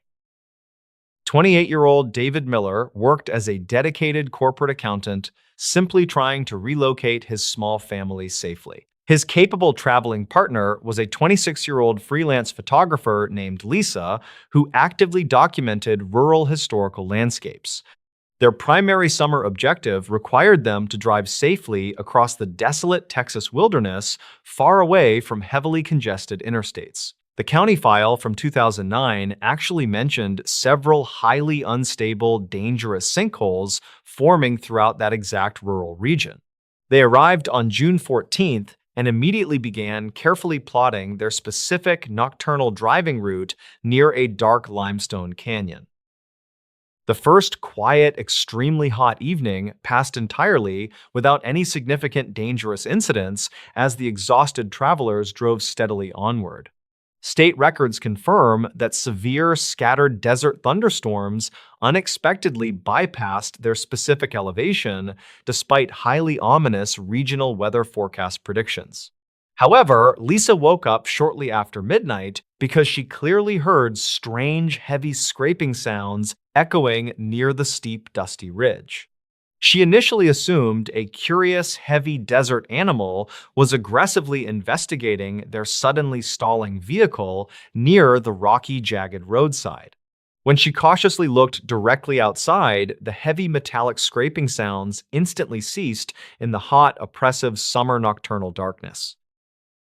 David quickly discovered a highly bizarre set of massive deep indentations in the dusty soil the following heavily foggy morning. The strange, unexplainable deep tracks were perfectly circular in shape, and they sank nearly 5 inches into the solid dirt. Some locals claimed a rogue commercial mining outfit operated illegally nearby, but investigators never confirmed those specific, wild, unsubstantiated rumors. David carefully photographed the bizarre, dusty, massive footprints and noted that the stride length indicated a massive, heavy industrial machine. He calmly, rationally theorized that some unknown automated logging equipment might have dangerously crossed their remote territory completely unexpectedly overnight. The highly stressful situation escalated drastically during that dark night when an awful chemical smell suddenly arrived continuously inside there. Reportedly, the foul, suffocating odor tightly resembled burning synthetic plastic mixed heavily with the sharp scent of raw industrial sulfur. Both dedicated travelers immediately started coughing violently and aggressively, struggling to breathe properly inside their completely sealed heavy vehicle cabin. Lisa quickly grabbed her portable emergency radio to call for immediate outside medical assistance, but only received loud, aggressive static. Dispatch logs show no emergency distress calls were ever successfully officially recorded by the regional ranger station during that month. Suddenly, a massive, unseen, heavy physical force violently shook the solid asphalt ground and partially cracked their rigid windshield frame. David scrambled frantically out the dark open door and desperately aimed his high-powered thermal imaging camera directly pointing upward. The glowing digital screen instantly revealed an enormous, intense heat signature standing perfectly still behind a large dead oak tree. The strange glowing thermal image lacked any discernible biological features and completely blocked the normal ambient background radiation thermal signatures. Records conflict regarding exactly how long they silently, terrifyingly watched the imposing bright anomaly before it slowly, finally, silently retreated. Morning light quickly, clearly revealed that their specialized digital navigation equipment was completely shattered into tiny, useless, broken, jagged pieces. David frantically, urgently insisted they absolutely needed to abandon their remaining travel gear and hike toward the main rural highway. Lisa completely strongly agreed, but they soon realized their backup analog compasses were constantly displaying completely erratic, unexplainable magnetic headings. They were effectively hopelessly, completely lost in a massive, unforgiving wilderness region known for permanently disorienting, highly experienced, rugged survivalists. The desperate, anxious travelers decided to blindly, consistently follow the slow, dusty trail, hoping it safely intersected a paved road. They hiked for 12 grueling, painful hours through thick, thorny underbrush while constantly feeling intensely, directly, violently watched closely behind. Archived notes from Lisa stated she repeatedly caught brief, terrifying glimpses of pale, smooth, large objects moving swiftly entirely nearby. Every single time she abruptly stopped to firmly point out the hidden observer, the pale, unknown shapes instantly, completely vanished. Utter physical mental exhaustion eventually heavily forced them to quickly establish a completely vulnerable, unprotected makeshift camp by the car. They huddled tightly, safely together by a small, warm fire while strongly clutching their sturdy walking sticks for necessary protection. Around 2 in the freezing morning, the surrounding dark, dense desert suddenly fell totally dead silent as wild insects stopped. A deep, guttural, mechanical humming sound slowly, continuously began to violently vibrate through the damp dirt beneath their heavy boots. Some locals claimed strange underground natural gas releases occasionally plagued the Texas region, but geologists officially formally found zero evidence. David frantically aggressively scanned the pitch-black distant tree line with his thermal camera, but the expensive digital battery exploded. Lisa screamed out loudly in absolute sheer unadulterated terror when a tall, pale, smooth shape casually stepped into the firelight. The towering, featureless, pale entity did not overtly aggressively attack them, but simply stood motionless, completely staring blankly directly ahead. David slowly, hesitantly reached for his heavy orange flare gun, but his frozen, numb fingers were constantly heavily trembling violently. The bizarre, towering, unknown creature emitted another deep, deafening humming vocalization that violently, instantly extinguished the warm, bright campfire flames. Plunged into total, suffocating, pitch-black darkness, the two terrified close friends blindly, frantically ran into the treacherous, thorny desert. They hopelessly, blindly sprinted continuously through the dense, tangled brush until they eventually physically separated from each other completely forever. A commercial desert survey operator miraculously, happily found Lisa wandering aimlessly near a heavily designated rural gravel public access channel. The young, traumatized photographer was severely badly dehydrated and suffering from multiple minor bleeding lacerations caused by sharp, jagged cactuses. State records confirm she was quickly, safely, immediately transported to a local regional medical hospital and strictly chemically treated properly. When heavily armed local police deputies eventually carefully, safely navigated back to retrieve the abandoned vehicle, they discovered sheer chaos. The heavy, durable steel car doors were completely, entirely melted into toxic puddles, and all metal engine components were twisted. David was tragically completely never seen again, despite the massive, highly coordinated regional search effort spanning 3 adjacent dry counties. Highly trained tracking search dogs completely entirely lost his distinct individual scent trail near the steep edge of rocky cliffs.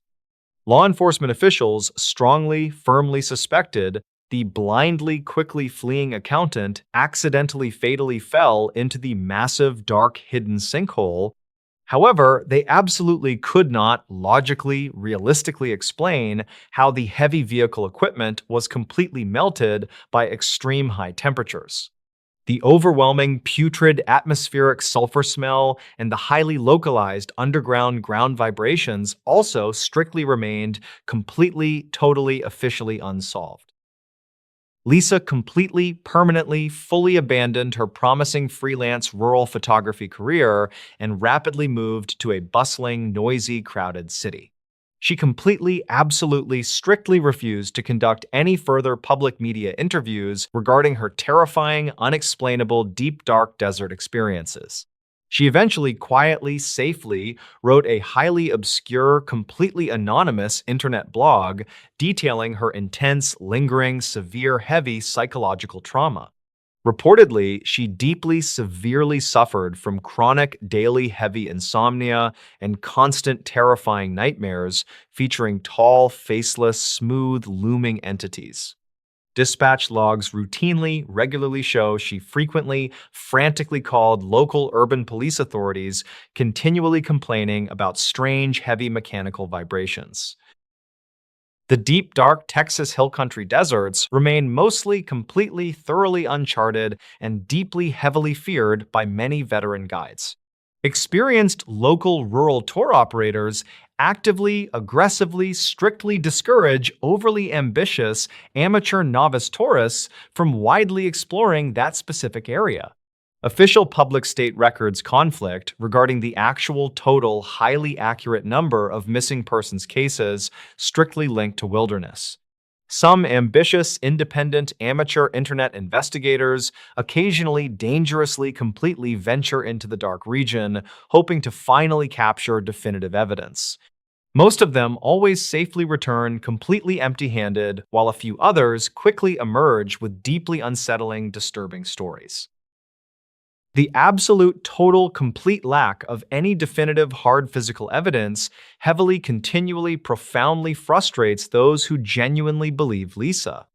The destroyed, shattered digital thermal camera conveniently, completely, permanently erased any potential digital visual proof of the giant heat signature. Vociferous internet online skeptics constantly, loudly, aggressively argue that sheer blind panic and total utter darkness easily successfully transformed reality. Archive notes carefully, thoroughly gathered from the official local police investigation confidently, strictly concluded that an undocumented toxic gas leaked. Yet, the exact, highly specific, true physical origin nature of those massive, perfectly smooth circular tracks remains completely officially contested. University biology science experts quickly, easily, permanently dismiss the crazy, ridiculous, bizarre idea of a completely unknown massive desert animal. They firmly, constantly, strongly argue that an active, healthy, massive breeding population of large hidden creatures would leave physical evidence. No unusual animal organic hair samples or strange skeletal biological bone remains have ever been definitively, positively, completely, conclusively linked. Some locals claimed the federal, national, centralized government quietly, aggressively, permanently suppressed the actual truth to secretly protect classified operations. Investigators never confirmed any grand, illegal, hidden conspiracy and simply safely, permanently, officially closed the bizarre, terrifying Texas desert case. The completely destroyed vehicle remains permanently locked securely inside a heavily guarded regional police evidence facility building completely indefinitely today. The thick steel chassis is completely severely warped and violently twisted in ways that heavily confuse professional, licensed structural engineers. They absolutely cannot logically, mathematically explain the immense localized heat signatures required to permanently warp such durable, thick commercial steel. The strange chemical residue carefully extracted from the melted doors completely lacks any known, recognizable, earthly, scientific, periodic table components. Law enforcement officials strongly, silently, actively discourage any independent laboratory scientists from officially testing the highly unusual toxic chemical samples. The specific isolated stretch of rural, unmarked desert highway remains completely officially closed to all civilian commercial traffic passing today. Heavy concrete barricades severely, completely restrict access to the dusty, dark path where the terrified couple originally became lost. Dispatch logs occasionally record highly unusual frantic phone calls from nearby rural ranchers complaining about strange, bright nightly skylights. The massive glowing orbs reportedly silently hover directly above the completely restricted desert area before rapidly shooting straight vertically upward. Investigators never confirmed these extremely bizarre, localized aerial phenomena and simply quickly dismissed them as common military night training flares. Lisa constantly refuses to leave her highly secure concrete urban apartment whenever the hot summer season slowly, inevitably descends annually. She strictly, violently demands that every single heavy deadbolt lock remains securely, completely fastened throughout the entire long, dark night. She passionately, completely believes the towering, pale entities are still aggressively, constantly searching for her across the vast, expansive country. Her intense, ongoing, severe psychological therapy sessions carefully attempt to slowly, rationally dismantle her deeply ingrained, absolute paranoid mental delusions, the actual, absolute, terrifying truth hiding deep within that desolate Texas desert wilderness might never be completely, fully mathematically understood. Perhaps some dense, dark, forgotten regions of the deep American wilderness are genuinely safely meant to remain completely, entirely undiscovered. The county file from 2009 explicitly severely warns travelers to completely avoid driving completely alone during dark nights. State records clearly, consistently, actively document a highly disturbing pattern of unexplainable, strange disappearances occurring specifically during extremely hot Junes. The highly dedicated professional regional search teams completely, entirely refuse to officially patrol that specific dark sector after sunset arrives. What people continually reported seeing out there in the massive dark desert still completely, definitively, genuinely makes absolute zero sense. The completely bizarre, tragic Texas desert incident remains a highly popular, terrifying discussion topic on obscure internet online mystery forums. Amateur online sleuths constantly aggressively debate the various conflicting official reports while desperately searching for any hidden, logical, factual clues. Some highly dedicated researchers actively cross-reference these strange coordinate locations with deeply buried historical, indigenous, regional dark folklore stories. They firmly, completely believe the ancient native tribes genuinely knew exactly what terrifying entities lurked inside those specific dark canyons. However, local authorities absolutely strictly prohibit anyone from actively organizing dangerous, large-scale civilian search parties within that restricted region. The quiet, peaceful illusion of a totally harmless, relaxing summer road trip was completely, permanently shattered for that young family. Lisa completely isolated herself from all her remaining worried friends and slowly became a highly reclusive, paranoid urban apartment hermit. She constantly, frequently stares blankly out her heavily locked, reinforced apartment window while quietly listening for any heavy mechanical vibrations. Her completely tragic, deeply terrifying story serves as a highly dark, severe warning for any overly adventurous, naive young travelers. The absolute darkest, unseen, deepest corners of the harsh, remote American environment heavily conceal truly dangerous, unexplainable, ancient, predatory anomalies. What people reported deep in Appalachia still doesn't make sense. Deep inside the treacherous, isolated mountains of West Virginia, a routine geological survey quickly became a completely unexplained mystery. During the cold autumn of 2014, two experienced professionals vanished while thoroughly mapping highly unstable regional terrain. What local search teams eventually uncovered safely completely defies any logical scientific explanation or basic realistic human survival instincts. Archive notes from the massive official investigation describe a highly disturbing timeline of events that still haunts local authorities.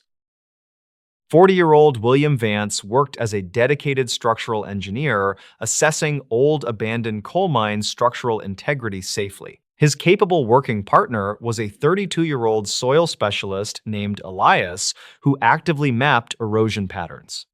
Their primary professional objective required them to camp safely deep inside the Appalachian wilderness, far away from civilian roads. The county file from 2009 actually mentioned several highly unstable, dangerous sinkholes forming throughout that exact region. They arrived on November 2nd and immediately began carefully setting up their heavy technical equipment near a dark ravine. The first quiet, freezing night passed entirely without any significant dangerous incidents, as the exhausted researchers slept heavily outdoors. State records confirm that severe, scattered winter storms unexpectedly bypassed their specific elevation despite highly ominous regional weather predictions. However, Elias woke up shortly after midnight because he clearly heard strange, heavy scraping sounds near the steep ridge. He initially assumed a curious, hungry black bear was aggressively investigating their sealed, waterproof food containers near the trees. When he cautiously shined his heavy flashlight directly outside, the heavy metallic scraping sounds instantly ceased in the darkness. William quickly discovered a highly bizarre set of massive, deep indentations in the freezing soil the following foggy morning. The strange, unexplainable deep tracks were perfectly circular in shape, and they sank nearly 5 inches into solid dirt.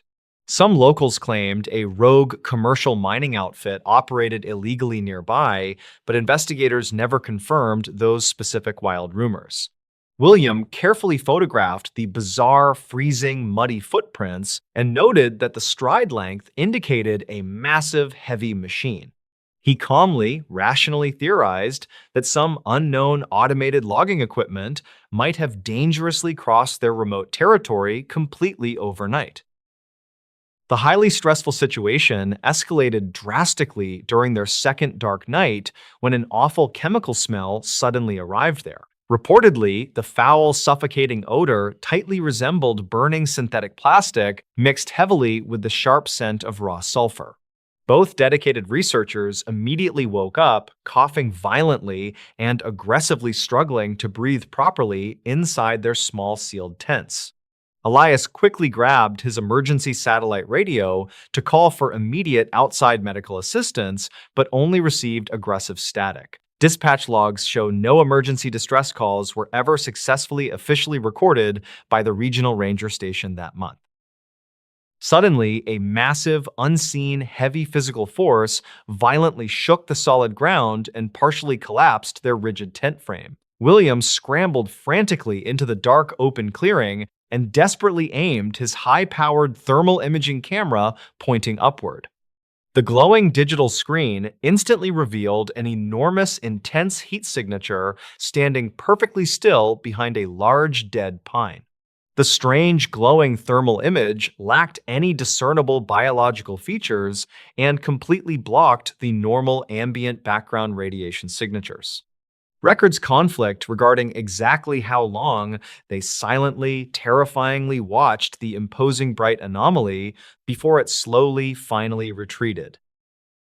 Morning light quickly, clearly revealed that their specialized digital navigation equipment was completely shattered into tiny, useless, broken pieces. William frantically, urgently insisted they absolutely needed to abandon their remaining camping gear and hike toward the main highway. Elias completely strongly agreed, but they soon realized their backup analog compasses were constantly displaying completely erratic magnetic headings. They were effectively hopelessly, completely lost in a massive, unforgiving wilderness region known for permanently disorienting, highly experienced survivalists. The desperate, anxious engineers decided to blindly, consistently follow the slow river current, hoping it safely intersected a road.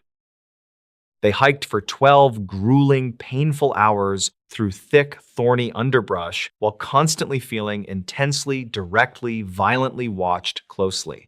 Archived notes from Elias stated he repeatedly caught brief, terrifying glimpses of pale, smooth, large objects moving swiftly nearby. Every single time he abruptly stopped to firmly point out the hidden observer, the pale, unknown shapes instantly vanished. Utter physical exhaustion eventually heavily forced them to quickly establish a completely vulnerable, unprotected makeshift camp by the water. They huddled tightly, safely together by a small, warm fire while strongly clutching their sturdy walking sticks for protection. Around 2 in the freezing morning, the surrounding dark, dense woods suddenly fell totally dead silent as insects stopped. A deep, guttural, mechanical humming sound slowly, continuously began to violently vibrate through the damp dirt beneath their boots. Some locals claimed strange underground natural gas releases occasionally plagued the Appalachian region, but geologists officially found no evidence. William frantically, aggressively scanned the pitch-black distant tree line with his thermal camera, but the expensive battery exploded. Elias screamed out loudly in absolute, sheer, unadulterated terror when a tall, pale, smooth shape casually stepped into the firelight. The towering, featureless, pale entity did not overtly, aggressively attack them, but simply stood motionless, completely staring blankly ahead. William slowly, hesitantly reached for his heavy orange flare gun, but his frozen, numb fingers were constantly trembling violently. The bizarre, towering, unknown creature emitted another deep, deafening, humming vocalization that violently, instantly extinguished the warm campfire flames. Plunged into total, suffocating, pitch-black darkness, the two terrified close friends blindly, frantically ran into the treacherous woods. They hopelessly, blindly sprinted continuously through the dense, tangled brush until they eventually physically separated from each other forever. A commercial timber survey operator miraculously happily found Elias wandering aimlessly near a heavily designated rural gravel access channel. The young, traumatized soil specialist was severely badly dehydrated and suffering from multiple minor bleeding lacerations caused by branches. State records confirm he was quickly, safely, immediately transported to a local regional medical hospital and strictly chemically treated. When heavily armed local police deputies eventually carefully navigated back to retrieve the abandoned campsite, they discovered sheer chaos. The heavy, durable canvas sleeping tents were completely, entirely melted into toxic puddles and all metal hand tools twisted. William was tragically completely never seen again, despite the massive, highly coordinated regional search effort spanning 3 adjacent counties. Highly trained tracking search dogs completely, entirely lost his distinct individual scent trail near the steep edge of cliffs. Law enforcement officials strongly, firmly suspected the blindly, quickly fleeing engineer accidentally, fatally fell into the massive dark sinkhole. However, they absolutely could not logically, realistically explain how the heavy camping equipment was completely melted by extreme temperatures. The overwhelming, putrid atmospheric sulfur smell and the highly localized underground ground vibrations also strictly remained completely, totally unsolved. Elias completely, permanently, fully abandoned his promising scientific soil mapping career and rapidly moved to a bustling, noisy city. He completely, absolutely, strictly refused to conduct any further public media interviews regarding his terrifying, unexplainable deep forest experiences. He eventually, quietly, safely wrote a highly obscure, completely anonymous internet blog detailing his intense, lingering, severe psychological trauma. Reportedly, he deeply severely suffered from chronic, daily heavy insomnia and constant terrifying nightmares featuring tall, faceless, smooth entities. Dispatch logs regularly show he frequently frantically called local urban police authorities, continually complaining about strange, heavy vibrations. The deep, dark West Virginia forests remain mostly completely, thoroughly uncharted and deeply, heavily feared by many veteran guides. Experienced local rural tour operators actively, aggressively, strictly discourage overly ambitious amateur novice tourists from widely exploring that area.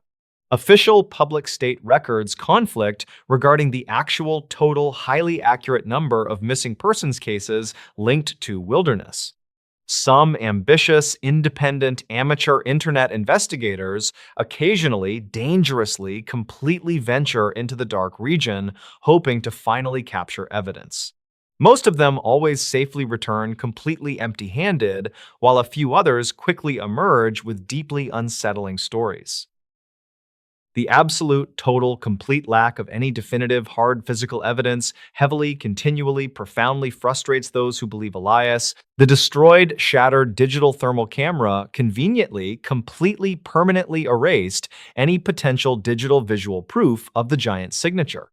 Vociferous internet online skeptics constantly, loudly, aggressively argue that sheer blind panic and total utter darkness easily transformed reality. Archived notes, carefully, thoroughly gathered from the official local police investigation, confidently, strictly concluded that an undocumented gas leaked. Yet, the exact, highly specific, true physical origin nature of those massive, perfectly smooth circular tracks remains completely contested. University biology science experts quickly, easily, permanently dismiss the crazy, ridiculous, bizarre idea of a completely unknown massive animal. They firmly, constantly, strongly argue that an active, healthy, massive breeding population of large hidden creatures would leave evidence. No unusual animal organic hair samples or strange skeletal biological bone remains have ever been definitively, positively, conclusively linked. Some locals claimed the federal, national, centralized government quietly, aggressively, permanently suppressed the actual truth to secretly protect operations. Investigators never confirmed any grand, illegal, hidden conspiracy and simply, safely, permanently, officially closed the bizarre, terrifying Appalachian case. The Whispering Ridges of Blackwood Canyon. The eastern slopes of the mountain range remained largely unmapped during the late 19th century, attracting only the most resilient timber cruisers and surveyors. In the autumn of roughly 80 years ago, a team of 4 experienced land surveyors established a base camp in a deep, heavily forested valley known locally as Blackwood Canyon. Their objective was to plot the boundaries of a proposed timber reserve, a task requiring them to spend several weeks in total isolation from the nearest settlement. The environment was characterized by dense stands of old-growth Douglas fir, steep rocky terrain, and a silence so profound that the men initially remarked on the complete absence of typical forest sounds. By the 4th day of the expedition, the routine nature of their work began to shift, as a series of unexplained auditory sensations disrupted the camp. The men reported hearing what sounded like distant, rhythmic chanting that seemed to emanate directly from the stone walls of the canyon rather than from any distinct physical source. The lead surveyor, a veteran of wilderness campaigns named Thomas Albright, noted in his logs that the sounds did not align with any known wildlife or geological activity. The noises typically began just after sundown, starting as a low-frequency hum that vibrated through the ground before transitioning into distinct, modulated cadences resembling human speech. When the crew attempted to trace the sound, they found that its apparent direction shifted constantly, making it impossible to pinpoint an origin point. The younger members of the crew, including a transit operator named Edward Lynn, expressed growing discomfort, describing a sensation of intense pressure in their ears whenever the chanting commenced. Despite their unease, the team maintained their daily schedule, attributing the phenomenon to unusual wind currents passing through the narrow rock formations higher up the ridge. However, the lack of any significant wind during those chilly, still autumn nights quickly complicated that rationalization. As the first week drew to a close, the auditory disturbances escalated from distant hums to loud, distinct vocalizations that appeared to occur much closer to the perimeter of their camp. On the night of October 12th, all four men awoke simultaneously to the sound of a single, sustained note that seemed to vibrate the very canvas of their tents. Albright exited his tent with a lantern, but found nothing in the surrounding woods, except for a peculiar, localized mist that hung low to the ground despite a clear sky overhead. The camp dog, a large retriever known for its reliable tracking instincts, refused to leave the shelter of the supply wagon and spent the remaining hours of the night whimpering. The next morning, the crew discovered that their brass surveying instruments, which had been securely locked in wooden cases, were completely out of alignment, their delicate internal needles pointing wildly away from magnetic north. The psychological toll of the continuous, unexplained noise began to manifest in the behavior of the crew members, who reported experiencing vivid, recurring dreams of vast subterranean spaces.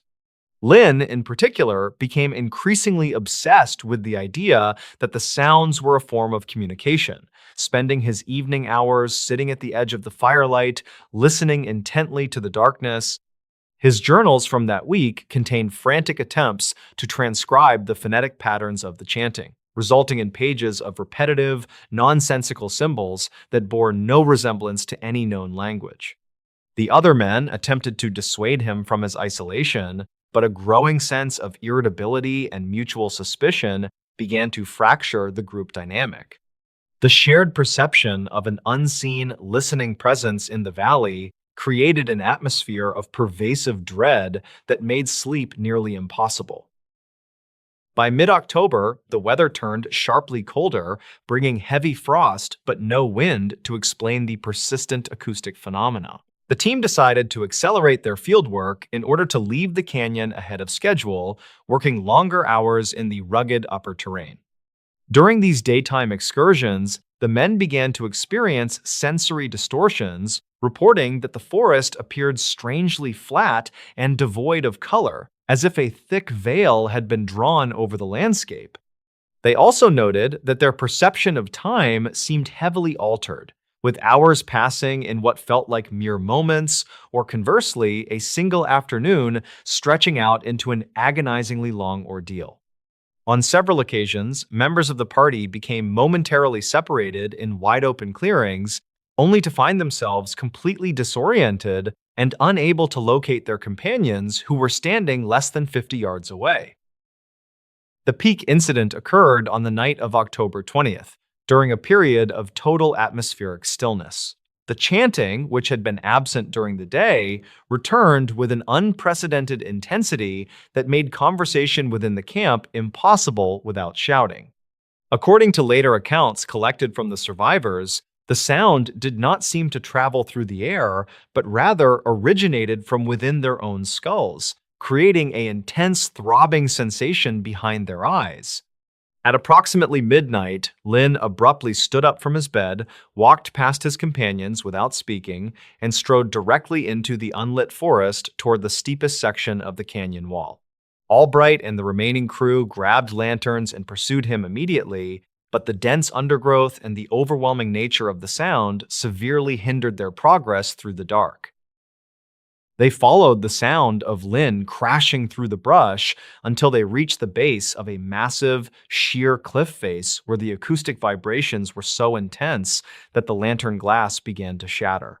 Through the dim, flickering light of the remaining lanterns, the men observed Lynn standing motionless against the rock, his head tilted back as if looking toward the summit. When Albright approached to pull him away, Lynn turned around, exhibiting a state of profound shock, his eyes wide and completely unblinking. He insisted that the wall of rock was no longer solid, but rather a vast opening leading into a brightly lit space filled with moving figures. The other crew members saw only the solid gray expanse of limestone, but the discrepancy in their perceptions caused an immediate, panicked retreat back to the main camp. The following morning, the team abandoned the majority of their heavy equipment and began a rapid descent out of Blackwood Canyon, determined to reach the nearest logging outpost. Lynn remained in a catatonic state during the entire trek, requiring physical assistance to walk and showing no awareness of his surroundings. The remaining 3 men were plagued by a persistent ringing in their ears and a deep physical exhaustion that did not subside even after they exited the valley. Upon reaching safety, the surveyors underwent medical evaluations where doctors noted that all 4 men exhibited symptoms typically associated with extreme prolonged exposure to low-frequency vibrations, including inner ear damage and severe cognitive disorientation. An official investigation into the incident was launched by the Regional Surveying Office, primarily to recover the expensive abandoned equipment and to verify the claims made by the crew. A secondary team of surveyors, accompanied by 2 local law enforcement officers, entered Blackwood Canyon 3 weeks after the original party had fled. They located the base camp intact, though they noted that the surrounding vegetation showed unusual signs of localized desiccation, with leaves and pine needles scorched as if subjected to intense heat, despite no evidence of an actual fire. The brass instruments were recovered from their boxes, but examiners later determined that their metal components had become permanently demagnetized, rendering them completely useless for future geographic work. The second expedition experienced none of the acoustic phenomena reported by Albright's crew, finding the valley to be entirely quiet and unremarkable. They concluded that the original team had likely suffered from a form of collective hysteria brought on by the extreme isolation, poor rations, and the deceptive echoes common to narrow, rocky canyons. This environmental explanation, however, failed to satisfy the men who had lived through the experience, particularly given the permanent physical changes they suffered. Lynn never fully recovered his faculties and spent the remainder of his life in a private sanitarium, where he continued to insist until his death that a part of his mind had remained behind inside the stone walls of the ridge. The case of Blackwood Canyon was eventually archived in regional historical records as a curious footnote in the mapping of the territory, largely forgotten by the public. Modern researchers who have examined the surviving logs and medical reports suggest that the valley may possess unique geological features capable of producing infrasound, which can cause hallucinations, anxiety, and physiological distress in humans. Others point to the possibility of localized pocket emissions of natural gases that could distort perception and cause collective neurological symptoms.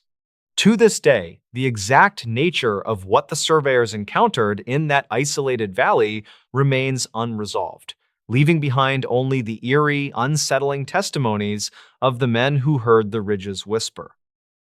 The lingering questions surrounding the event continued to discourage further development in Blackwood Canyon for decades after the survey team's disastrous expedition.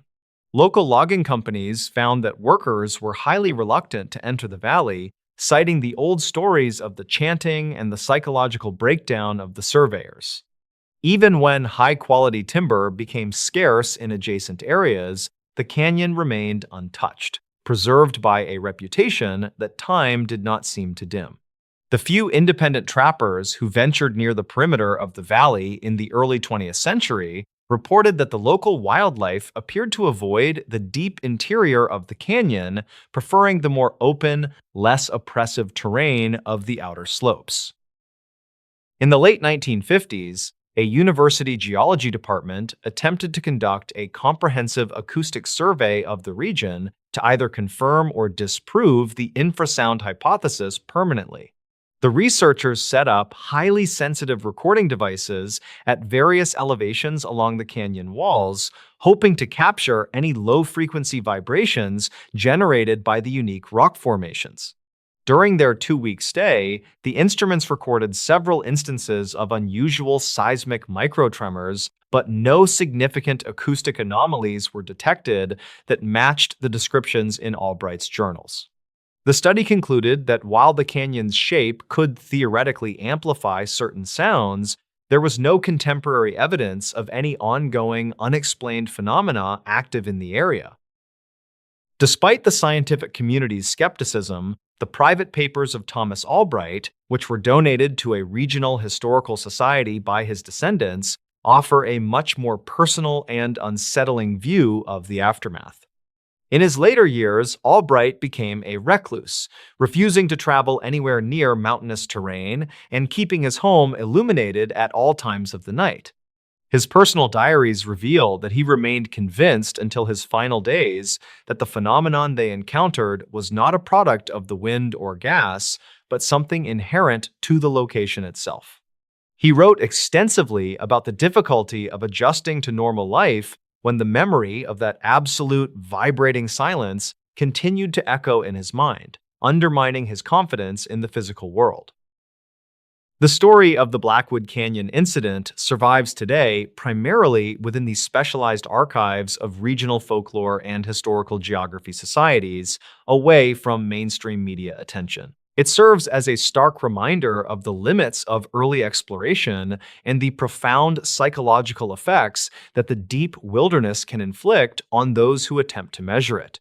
The unresolved discrepancy between the physical evidence of damaged equipment and the subjective horror experienced by the surveyors ensures that the valley retains its enigmatic status. Whether the events were caused by an undiscovered natural mechanism or a temporary distortion of human perception, the canyon remains a place where the boundary between reality and the unexplained became terrifyingly thin for 4 forgotten men.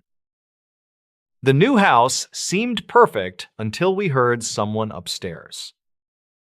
Deep within the historic suburban neighborhoods of Savannah, a young married couple purchased their beautiful colonial dream home. During the humid autumn of 2020, they completely renovated the massive historic wooden structure very carefully. What actually happened during their very first night indoors completely defies any basic, logical, modern scientific explanation today. Archive notes from the subsequent state police investigation describe a highly disturbing timeline of terrifying late-night events. 32-year-old Liam worked as a highly dedicated structural architect designing complex commercial office buildings daily. His highly capable wife was a 30-year-old financial accountant named Chloe, who frequently worked remotely indoors. Their primary professional goal required them to quickly establish a quiet, comfortable domestic life away from noisy apartments. The county file from 2009 actually mentioned several highly unusual trespassing complaints regarding this exact property. They officially arrived on October 12th and immediately began carefully unpacking their heavy cardboard boxes in the parlor. The first quiet afternoon passed entirely without any significant dangerous incidents as the exhausted couple arranged their furniture. State records confirm the regional weather forecast predicted clear skies and dropping temperatures for that entire dark night. However, Chloe woke up shortly after midnight because she clearly heard strange, heavy footsteps echoing above their ceiling. She initially assumed a large, heavy animal was aggressively exploring the completely unfinished, dusty, wooden, dark, hidden attic. When she cautiously listened closer, the heavy, rhythmic footsteps instantly ceased completely in the cold, oppressive, silent house. Liam quickly discovered a highly bizarre, locked, heavy wooden door blocking the narrow hallway leading toward the stairs. The strange, unexplainable, heavy door was perfectly solid, and it featured 3 massive modern steel deadbolts installed backwards. Some locals claimed a rogue, eccentric previous owner actively hid dangerous structural damage behind heavily reinforced wooden barricades. Investigators never confirmed those specific wild, unsubstantiated rumors and strictly maintained the property was entirely structurally safe generally. Liam carefully photographed the bizarre locked barricade and noted that the surrounding drywall showed extreme signs of stress. The highly stressful situation escalated drastically during that dark hour when an awful chemical smell suddenly arrived continuously. Reportedly, the foul, suffocating odor tightly resembled burning synthetic plastic mixed heavily with the sharp scent of sulfur. Both dedicated homeowners immediately started coughing violently and aggressively struggling to breathe properly inside their completely sealed bedroom. Liam quickly grabbed his portable emergency radio to call for immediate outside medical assistance, but only received static. Dispatch logs show no emergency distress calls were ever successfully officially recorded by the regional police department then. Suddenly, a massive, unseen, heavy physical force violently shook the solid foundation and violently rattled the thick windows. Liam scrambled frantically toward the dark hallway and desperately aimed his high-powered security flashlight toward the ceiling. The glowing beam instantly revealed an enormous, intense, dark mass standing perfectly still directly behind the stair banister. The strange, dark anomaly lacked any discernible biological features and completely blocked the normal, bright ambient light entirely. Records conflict regarding exactly how long they silently, terrifyingly watched the imposing tall anomaly before it slowly retreated. Chloe frantically, urgently insisted they absolutely needed to completely abandon their newly purchased historic home and run outside. Liam completely strongly agreed, but they soon realized the main electrical breaker panel was constantly displaying erratic sparks. They were effectively hopelessly trapped inside a massive, unforgiving structural maze known for permanently confusing, highly experienced contractors. The desperate, anxious architect decided to blindly, violently run toward the front door, hoping to retrieve his keys. He confidently, blindly sprinted continuously through the freezing dark living room until he eventually physically discovered the entrance. Liam remained entirely, completely, silently hidden behind the thick, solid wooden couch while intensely listening for aggressive movements. Archived notes from Liam stated he repeatedly caught brief, terrifying glimpses of pale, smooth, large objects moving swiftly. Every single time he abruptly, cautiously raised his head to firmly point out the hidden observer, they vanished. Utter physical, mental exhaustion eventually heavily forced him to quickly, carefully establish a completely vulnerable, unprotected defensive position. He huddled tightly, safely, against the heavy metal radiator while strongly clutching a heavy steel flashlight for protection. Around 2 in the freezing morning, the surrounding dark, dense house suddenly fell totally dead silent entirely, completely. A deep, guttural, mechanical humming sound slowly, continuously began to violently vibrate through the damp dirt beneath floorboards. Some locals claimed strange underground natural gas releases occasionally plagued the Savannah region, but geologists officially found nothing. Liam frantically, aggressively scanned the pitch-black distant hallway with his heavy flashlight, but the expensive battery died. He silently screamed internally in absolute, sheer, unadulterated terror when a tall, pale, smooth shape casually stepped forward. The towering, featureless, pale entity did not overtly, aggressively attack the reinforced door, but simply stood motionless completely. Liam slowly, hesitantly gripped his heavy steel flashlight tightly, but his frozen, numb fingers were constantly heavily trembling. The bizarre, towering, unknown creature emitted another deep, deafening, humming vocalization that violently, instantly, completely shattered the windows. Plunged into total, suffocating, pitch-black darkness inside the house, the terrified young couple blindly, frantically crawled desperately. They hopelessly, blindly waited continuously inside the highly secure, locked basement room until the early morning sunlight arrived. A commercial utility repair operator miraculously happily found the rural property completely devastated near the heavily designated street. The highly traumatized young couple was severely badly dehydrated and suffering from multiple minor bleeding lacerations from glass. State records confirm they were quickly, safely, immediately transported to a local regional medical hospital and strictly treated. When heavily armed local police deputies eventually carefully, safely navigated back to retrieve the abandoned property, they discovered chaos. The heavy, durable wooden interior doors were completely, entirely melted into toxic puddles, and all metal hinges twisted. Liam was tragically completely unable to mentally process his terrifying experience despite the massive, highly coordinated psychological support. Highly trained tracking search dogs completely, entirely lost any distinct individual scent trails near the steep property edge. Law enforcement officials strongly, firmly suspected the blindly, quickly fleeing couple accidentally, entirely hallucinated the terrifying, massive entity. However, they absolutely could not logically, realistically explain how the heavy steel locks were completely melted by temperatures. The overwhelming putrid atmospheric sulfur smell and the highly localized underground ground vibrations also strictly remained completely unsolved. Chloe completely, permanently, fully abandoned her promising financial accounting career and rapidly moved to a highly bustling city. She completely, absolutely, strictly refused to conduct any further public media interviews regarding her terrifying, unexplainable house experiences. She eventually, quietly, safely, wrote a highly obscure, completely anonymous internet blog detailing her intense, lingering, severe trauma. Reportedly, she deeply, severely suffered from chronic, daily, heavy insomnia and constant, terrifying nightmares featuring tall, smooth entities. Dispatch logs routinely, regularly show she frequently, frantically called local urban police authorities, continually complaining about heavy vibrations.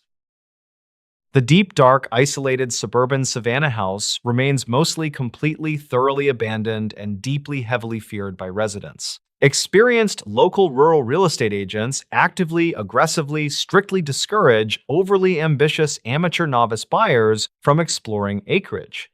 Official public state records conflict regarding the actual, total, highly accurate number of missing trespasser cases strictly linked. Some ambitious, independent amateur internet investigators occasionally, dangerously, completely venture into the dark, unmarked house hoping for evidence. Most of them always safely return completely empty-handed, while a few others quickly emerge with unsettling stories. The absolute, total, complete lack of any definitive, hard physical evidence heavily, continually, profoundly frustrates those who believe. The completely destroyed internal security cameras conveniently, completely, permanently erased any potential digital visual proof of the entity. Vociferous internet online skeptics constantly, loudly, aggressively argue that sheer blind panic and total utter darkness easily transformed. Archived notes carefully, thoroughly gathered from the official local police investigation confidently, strictly concluded that an undocumented leak, yet the exact, highly specific, true physical origin nature of those massive, perfectly smooth, melted door frames remains. University biology science experts quickly, easily, permanently dismiss the crazy, ridiculous, bizarre idea of a completely unknown anomaly. They firmly, constantly, strongly argue that an active, healthy, massive biological population of large hidden creatures leaves evidence. No unusual biological organic hair samples or strange skeletal biological bone remains have ever been definitively positively linked. Some locals claimed the federal, national, centralized government quietly, aggressively, permanently suppressed the actual truth to protect operations. Investigators never confirmed any grand, illegal, hidden conspiracy and simply safely, permanently, officially closed the bizarre, terrifying case. in this new story. The Cumberland wilderness went silent, then we heard it. The dense forests of the Cumberland Gap hold a history of strange occurrences that the local authorities rarely discuss. Gideon Thorne had spent nearly 30 years patrolling the deep woods of the Cumberland wilderness near the quiet Kentucky border. The summer of 1997 was the hottest season on record, and the local wildlife had grown very restless. Gideon was 48 years old, and he oversaw a small team of rangers who focused on the southern ridges. His job required him to manage the safety of hikers who often underestimated the complexity of the ancient limestone caves. He carried a heavy radio and a notebook filled with the coordinates of every hidden spring in his large sector. A wildlife researcher named Beckett Sterling arrived at the ranger station during the first week of August to study birds. Beckett was 32 years old, and he specialized in bioacoustics, which is the study of natural forest sounds. He told the ranger he wanted to record the rare owls that lived in a remote valley called Blackwood Hollow. Gideon checked his permits and reminded the young man that the hollow was known for its unusually thick morning fog. Beckett just smiled, and he adjusted the straps on his large pack before heading toward the dark forest trail ahead. The ranger watched the researcher disappear into the tree line, and he felt a familiar weight of concern in chest. The first 5 days of the expedition passed without any major issues, and the weather remained remarkably clear and sunny. Beckett sent a brief radio check-in every evening at exactly 6 o'clock to confirm his location and safety. On the night of August the 6th, the radio remained silent, and Gideon could not reach the young man back.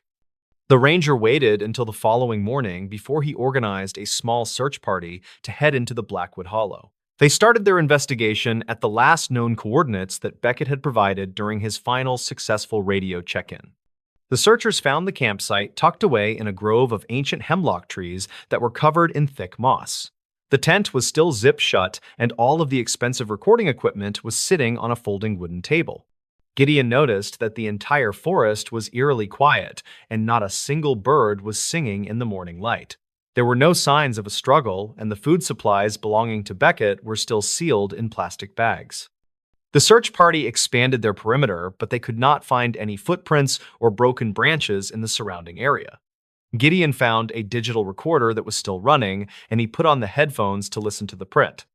The audio file started with the normal sounds of the forest, including the wind in the trees and distant owls. At exactly midnight on the recording, the woods went completely silent, as if someone had turned off a giant switch. The silence lasted for nearly 4 hours, and the only sound was the faint hum of the internal electronic components. Then a rhythmic tapping started to echo through the speakers, and it sounded like a person using a heavy hammer. Beckett could be heard whispering into his microphone about a large shadow that was moving through the trees near camp. He described a figure that was at least 8 feet tall, and it moved without making any sound on leaves. The researcher sounded terrified, and he said the creature was mimicking the sound of his own voice back to him. According to the recording, the being stood just outside the tent, and it repeated the exact words Beckett spoke. The final entry ended with a loud, metallic screech and the sound of something heavy being dragged across the ground. Gideon felt a chill go down his spine as he realized that the researcher was not alone in Hollow. The search party spent the next 3 days scouring every inch of the valley, but they found absolutely nothing new. Gideon decided to review the archived dispatch logs from the early 1970s to see if this happened before then. He discovered that 3 other researchers had vanished in Blackwood Hollow under the exact same circumstances during the summer months. Each case involved a period of total forest silence, followed by reports of strange voices echoing through the limestone caves. Gideon realized that the hollow acted like a natural echo chamber that could capture and repeat sounds for many years. He returned to the campsite one last time, and he began to tap on the nearby rock walls with shovel. He heard a human voice whisper his name from deep within the stones, and it sounded exactly like Beckett Sterling. The ranger followed the sound toward a narrow opening in the cliff face that was hidden behind a thick waterfall. He squeezed through the gap, and he found himself in a large cavern that was filled with old recording gear. The equipment was decades old, and it had been carefully organized by someone who knew exactly how it all worked. Gideon found a final journal entry from a missing ranger who had disappeared in 1974 near the hollow. The writing described a group of beings who lived in the caves and used sound to hunt their human prey. These creatures could perfectly mimic the voices of loved ones to lure people away from their safe and marked trails.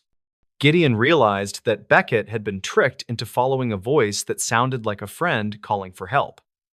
He saw a pile of bones in the corner of the cave that belonged to many different people, and the ranger managed to escape the cavern just as the rhythmic tapping started to echo through the dark stone walls.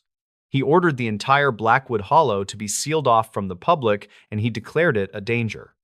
The official report stated that Beckett Sterling had likely fallen into an unmarked sinkhole during a sudden and violent storm. Gideon knew the truth was much more unsettling because the mountain was still holding the voices of the lost hikers. He retired from the service a year later, and he moved to a quiet town where the ground was. The town of Blackwood tried to move on from the disappearance, but the residents never quite felt safe near the people started locking their doors at night, and they told their children to never repeat what they heard in woods. Gideon Thorne spent his remaining years studying the science of acoustics, and he tried to understand the mountain and its. He kept a copy of the final recording, and he often listened to the way the voice shifted and changed. Some people say that the observers are still out there, and they are still waiting for the next curious hiker. The legends of the Cumberland wilderness continue to grow, and more people report hearing voices in the high mountain air. Every August, the rangers notice an increase in the reports of rhythmic tapping coming from the deep limestone caves. They stay on the lower trails, and they never go into the hollow after the sun has set at.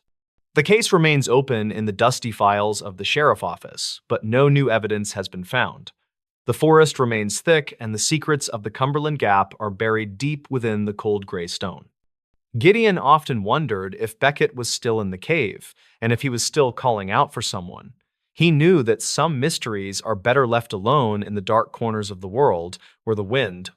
The investigation into the recording gear revealed that the machines had been modified with parts that were not commercially available. This discovery suggested that the beings in the caves possessed a high level of technical knowledge about sound and physics. Gideon realized that the creatures were not just animals, but were a highly evolved species that lived in the dark. He spent his final days writing a book about the experience, but he never shared the most terrifying details with. He died in 2024, and he left his collection of audio tapes to the local Historical Society archives. The researchers who studied the tapes found that the voices in the background were actually speaking a very old language. It appeared that the beings had been living in the Cumberland Gap for thousands of years before the settlers arrived. This realization changed the way the community viewed the mountains and the legends that had been told for generations. The mystery of the Cumberland silence remains unsolved, and the files are still locked in the ranger station basement. The town of Blackwood remains a quiet place, but the residents always listen closely when the woods go silent suddenly. They know that the mountain has a memory, and it never forgets a sound that it has heard before. Elias Thorne occasionally visits the old trailhead, and he leaves a small offering of electronics or metal on the rocks. He says it is a way to acknowledge the power of the mountain and its silent and ancient watchers. Some people laugh at him, but others bring their own gifts to the edge of the dark and thick forest. The hollow seems to accept these items, and the number of disappearances has decreased significantly over the last few years. Beckett Sterling is remembered as a brilliant researcher who pushed the boundaries of what we know about the natural. His family still visits the park every year, but they never go near the valley where he was lost. They stand on the high ridges, and they listen to the wind blowing through the trees of the Cumberland. Sometimes they hear a faint voice on the breeze, but they know better than to follow the sound into. The Appalachian Mountains continue to stand tall, and they keep their secrets hidden beneath the canopy of the green trees. The story of the silent wilderness is a reminder that we are only temporary guests in an ancient world. Gideon Thorne once wrote that the woods do not belong to us, but to the sounds that live within. Every October, the people look at the mountains and they remember the night the Cumberland wilderness went completely and eerily. The final recording Gideon made before he left the service was a simple description of the silence in the forest. He said that the silence was not an absence of sound, but a presence that felt very heavy and dark. He believed that the mountain was a living record of every scream and every laugh that had ever happened. This theory was never proven, but it remains a popular topic among the local hunters and the forest rangers. The tapes from the hollow are now stored in a specialized vault to prevent any unauthorized people from listening. Many people have tried to find the entrance to the hidden cavern, but the cliffs have shifted over the years. It seems as though the mountain has moved the path to protect its secret from the people who live. Elias Thorne says that some things are not meant to be mapped or understood by those who do not belong. He still patrols the lower trails, but he never goes above the ridgeline after the sun has set. He knows that the observers are still there, and they are still waiting for the next voice too. The legend of the Cumberland Silence is a chilling reminder of the power of the strange and the dark.